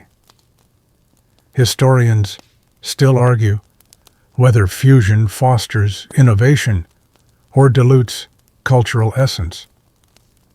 As the workshop winds down, participants circle the central hearth one last time for a stone return blessing.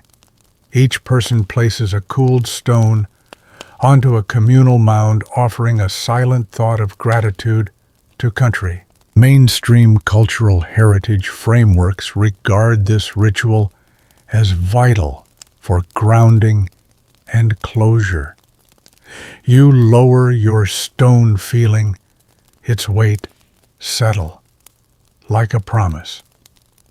Fringe ritual specialists assert that this collective laying down of stones recharges community spirit, re-anchoring learners to ancestral land. Historians still argue whether communal blessings emerged from tradition or were modern incorporations by revival facilitators. You exit the hall, hands warmed by remaining embers, heart lit by shared stories and hisses. In these modern cultural workshops, stone boiling lives, not as relic, but as vibrant practice, teaching, sustaining, and inspiring diverse communities.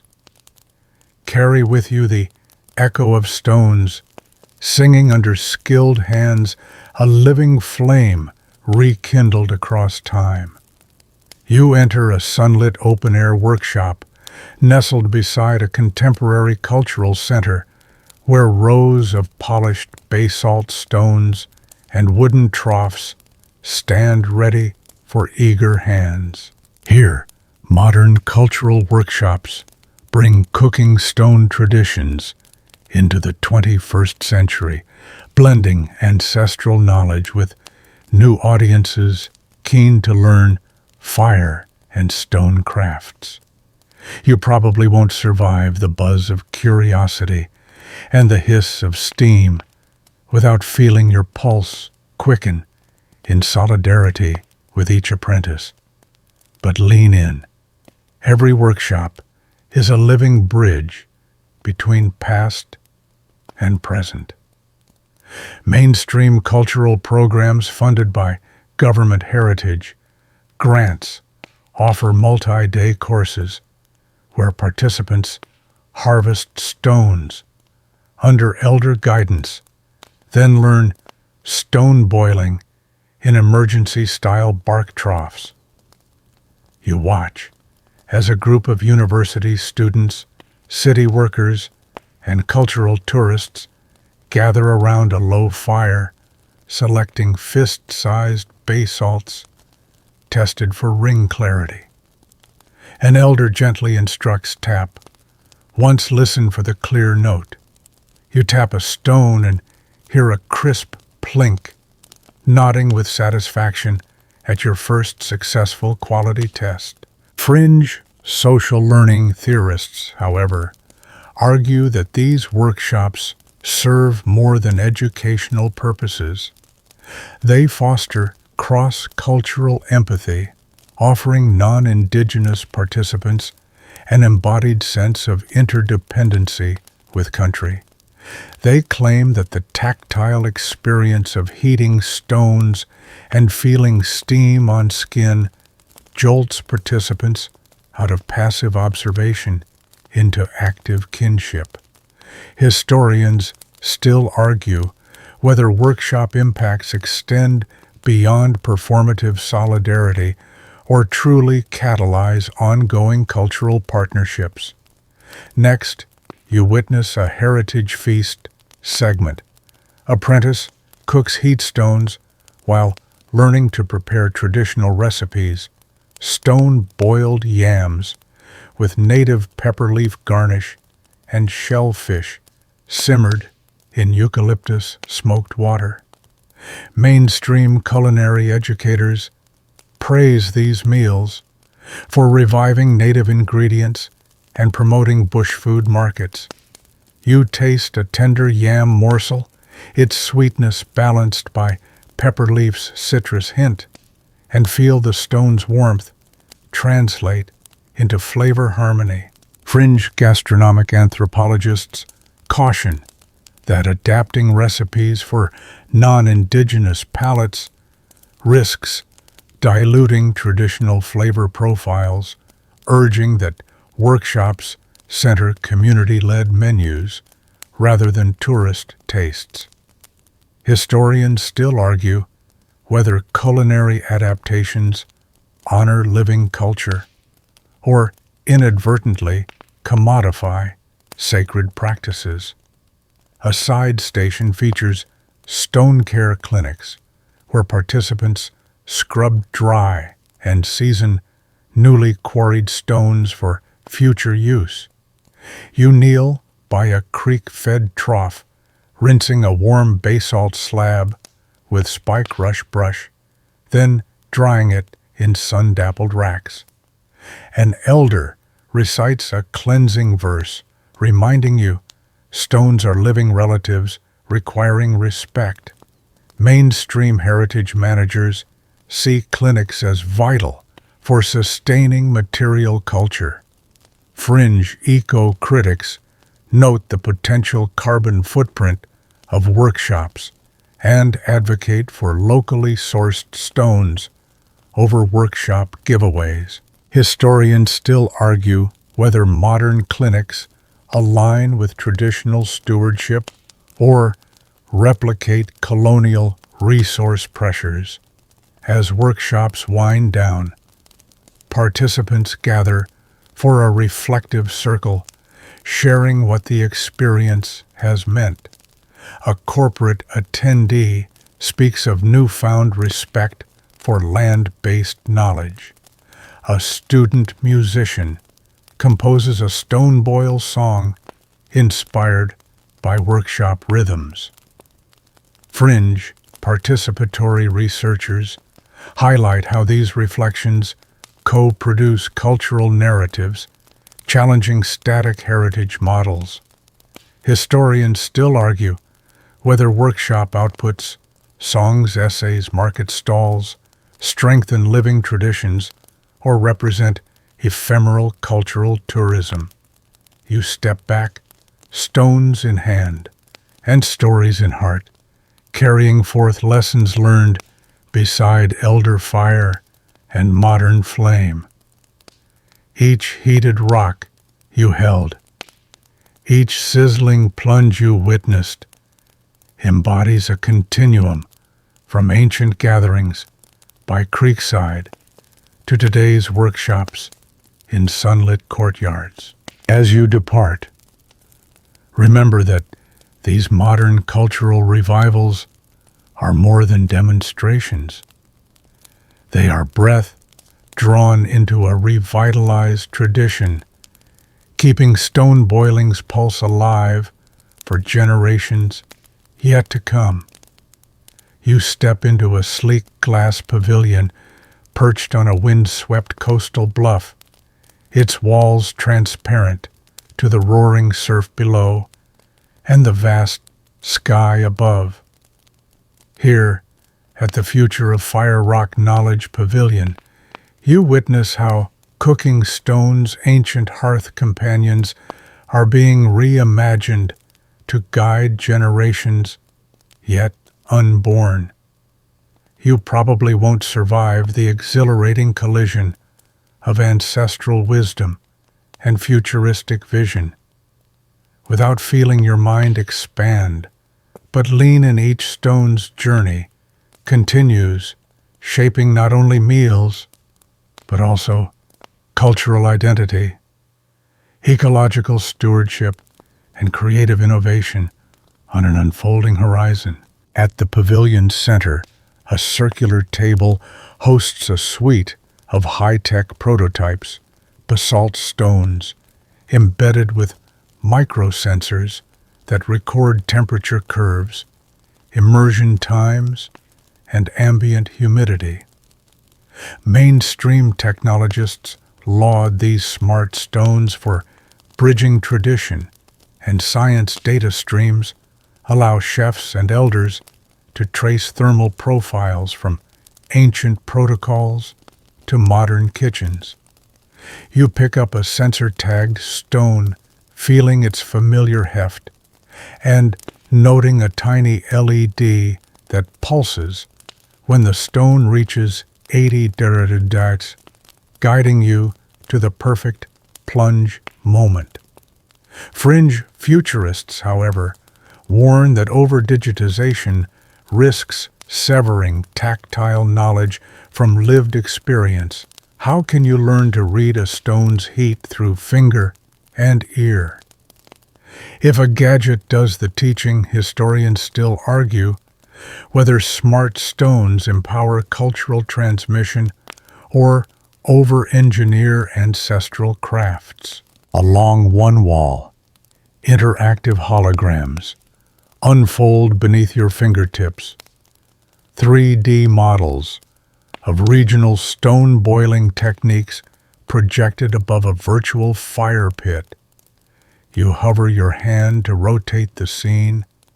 See winter pits shielded by stone windbreaks, spring vaults lined with reed mats, summer grill gardens stepping like labyrinths through red sand. Mainstream educators praise these holograms for immersive learning. Students anywhere can witness cairns of cooking stones flicker to life in their own living rooms. You gesture to zoom into a holographic apprentice, tapping a stone for its resonant plink, and the simulation responds with subtle sound and vibration. Fringe pedagogues caution that such digital surrogates may distract from embodied practice. The warmth of embers, the hiss of steam, the smell of eucalyptus smoke can't be streamed. Historians still argue whether virtual replication can substitute for communal campfire gatherings or merely complement them. Nearby, a prototype of a solar-heated stone incubator stands under photovoltaic panels. Engineers explain that basalt's heat retention can be harnessed for off-grid cooking in remote communities. Stones heated by sun through focusing mirrors, then plunged into insulated troughs at night for stone-boiled meals without fuel. Mainstream sustainability advocates champion the design as a zero-emission solution that revives cooking stone heritage while reducing reliance on gas or wood. You peer into the reflective dish and see a basalt lens glowing in midday light, imagining the stone's stored warmth feeding families as stars emerge. Fringe environmental skeptics, however, question the ecological cost of mirror fabrication and infrastructure in fragile landscapes, urging community-led adaptation over imported tech. Historians still argue whether solar stone kitchens embody genuine innovation or risk repeating colonial patterns of technology imposition. At one end of the pavilion, an artist's installation invites you to paint your own future stone mark on translucent glass blocks, abstract glyphs, inspired by Dreamtime tracks symbolizing your commitment to carry fire rock knowledge forward. You pick up a brush, hesitating before tracing a looping spiral that evokes the seasonal vaults you learned in Section 12. As your glyph glows under ultraviolet light, you feel a quiet vow form to teach, to learn, and to honor the stone's lineage. Mainstream cultural advocates hail such participatory art as vital for embedding heritage in personal creativity. Fringe art theorists, though, challenge whether imitative glyphs risk trivializing sacred symbols, urging that any new marks arise from community consensus rather than individual whim. Historians still argue whether open access art practices honor or dilute ancestral iconographies. A circular screen displays proposals for stone boiling academies woven into school curricula, where children learn to quarry, season, and cook with stones alongside lessons in geology, ecology, and history. You watch animated lessons, a child mapping local stone sources, another conducting thermal tests, all under the guidance of elders and educators. Mainstream policymakers laud this integrated approach as a blueprint for decolonizing education, embedding Indigenous knowledge across STEM arts and cultural studies. You imagine classrooms buzzing with youthful excitement as sensors illuminate correct plunge rhythms on smart stones, while elders recite ancestral verses. Fringe educational critics, however, warn of curriculum overload, urging focus on depth rather than breadth, and the safeguarding of elders' oral traditions from bureaucratic dilution. Historians still argue whether formal academies can sustain living traditions or risk fossilizing them into static lessons. Beyond the classrooms, a stone boiling lab, prototypes, biodegradable sensor casings, and open-source software, inviting community scientists to analyze stone wear patterns and map geothermal properties across the continent. Mainstream citizen science networks see this as democratizing research. Remote communities contribute data to global heritage databases. You register on a tablet, submitting temperature logs from your sensor-tagged stone and geo-coordinates of your local quarry. Fringe data justice activists, though, caution against data colonialism, warning that community data must be governed by Indigenous protocols to prevent exploitation. Historians still argue whether citizen labs represent emancipatory collaboration or digital appropriation of ancestral domains. As the pavilion's lights dim to mimic dusk, you gather at a low hearth with live embers kindled beneath a small ring of basalt slabs to taste a future feast, stone-boiled native grains with smoked wattle oil and spiced quandong broth, each ingredient chosen to honor seasonality and sustainability. You dip a cooling stone into the stew, lift a spoonful, and savor the flavors, bridging epochs, ancient crusts melted into modern pans by flame and foresight. Around you, faces glow with reflection, elders nodding in approval, children giggling at steam wisps, technologists marveling at stone's timeless utility. As you stand to leave, you carry in your chest the pavilion's luminous hum, a blend of ancient embers, digital pulses, and community vows. The future of fire rock knowledge is neither fixed nor fading. It unfolds in workshops, labs, classrooms, and hearts guided by stones that remember and stones yet to be mined.